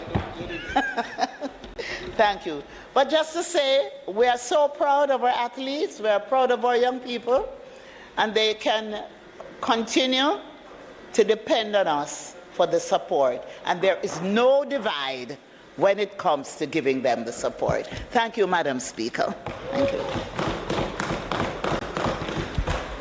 Madam Speaker, I join in the celebration and acknowledgement of the hard work and commitment of all our athletes representing us in the World Championships in Oregon. Every single one of them that has made it to the final or made it to the World Championships is special, every one of them. To get there was a task in and of itself. And for this, for the hard work, we want to tell them that a grateful nation salutes them today.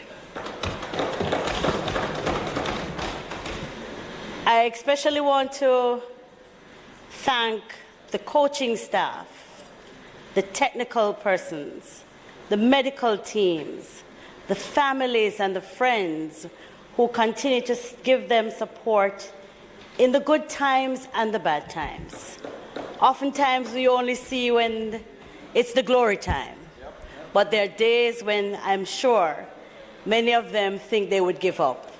And those persons who offer the level of support to keep them focused and to encourage them to do well, I believe we also owe them a debt of gratitude as well. Madam Speaker, as I sat here, I read a little note that our reggae girls who have done so well had a little difficulty at the airport. And whilst I'm not here to cast blame on anyone, we have to ensure that we offer the level of support in whatever way we can to ensure that while they're giving us this level of glory, And there can be no better person or persons to have a campaign for tourism than what we're having now, Minister. Anybody in Oregon having on a Jamaican outfit is seen as a Usain Bolt or is celebrated as a Bob Marley. And therefore, we have to give them every level of support we can so that they don't have this level of embarrassment ever. While it's not from a level of it could be from the level of the organization, from the association, from whichever level it's coming from. We have to make sure that when they step out in their Jamaican colors, that they get the kind of support that is required, that they're not embarrassed. It is. And that we all must just work hard to make it happen. Yeah? And so today, I am equally proud, and on behalf of the opposition, we want to encourage them to give of their best. None of them for us is a failure, and no one has to be sorry. Once you give of your best is always good enough as a Jamaican. Thank you, Madam Speaker, for allowing me the time. We salute them. Madam Speaker, I joined. No, not tribute. I joined.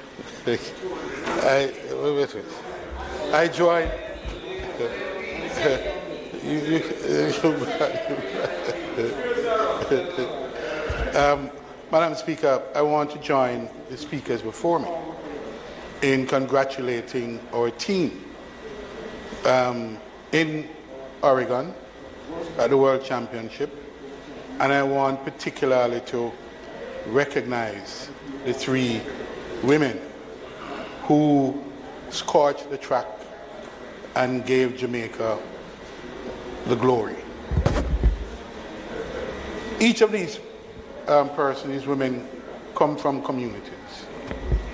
And the communities, I'm sure today and the day before, were out in their numbers. I can speak for the community of Waterhouse, that even before the race began, they were pretty sure that their Shelleyhan was going to win the race. And they knew it because she promised them. She promised them that she will take home the gold. And she delivered in a way that only she can and that she has done over these many, many years. And so the evening was, the pre-celebration was warmed up with pot cover and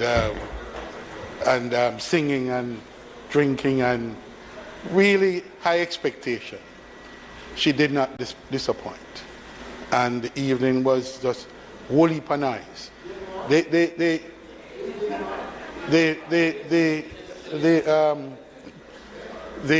hear like a squeaking in the background. I hear like a squeaking in the background. I hear like a squeaking in the background. Madam Speaker, Shelley-Ann Fraser-Pryce is not, to us, is not just our track star. She is our icon. She is our Bob Marley. She is our in Waterhouse. She's our Bob Marley. She's our Usain Bolt. She's everything. And the community wants you and the Parliament to know that it is Shelley-Ann, they believe, the statute at the stadium that we all appreciate very much, we believe, and all the accolade that she's gotten, the community want to celebrate her in their own special way on her return. And therefore, Minister, we shall be speaking very soon about the return home of Shelley-Ann Fraser-Pryce and the team, but I speak for Shelley-Ann tonight. The celebration will continue. Thank you, Madam Speaker.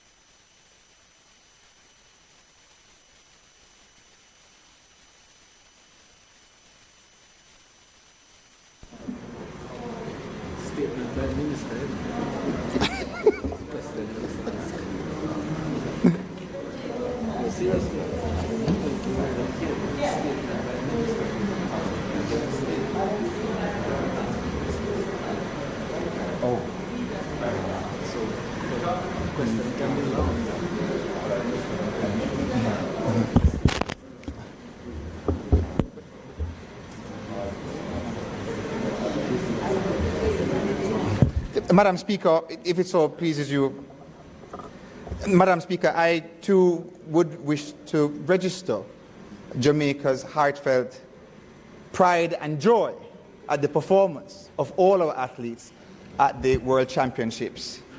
And, my lady, it begs the question, having regard to what has happened as it relates to the finals that are to be held today, I just wondered if the Minister could also allow for the Parliament to register its congratulations and its recognition of the athletes who will be participating today. We have Frederick Dacus Michael, who is in the finals. We have Hyde, who is in the 400-meter finals today as well. My lady, we have Liston and we have Williamson, who made the high jump finals. And also, my lady, just to recognize that yesterday we had, in fact, three women in the long jump finals. My lady, in the triple jump, thank you. My lady, also just to recognize that the Jamaican youth continue to do so well. And H.M. Williams and I were just speaking about young Miss Allen, young Oblique Seville, and also, my lady, young Wayne Pinnock, who show the strength and might of the Jamaican youth going forward. My lady, also finally, as it relates to a news item that Minister Grange and I had discussed that was seen recently on social media, my lady, just to advise the nation that the Ministry of Culture, Gender, Entertainment and Sport were absolutely instrumental in providing support to the Reggae Girls as they went to Mexico to play in this match against Costa Rica. My lady, in fact, the ministry has expended over $4,767,000 to pay for the airfares for the Reggae Girls going forward in the championships, my lady. And certainly, as it relates to the issue that was seen on social media, instructions have already been given, my lady, for report on that matter, and certainly will be investigated. Because as a ministry and as a government, we believe that our athletes are indeed deserving of the highest of respects and accolades, so that will be investigated and dealt with thoroughly. Yes.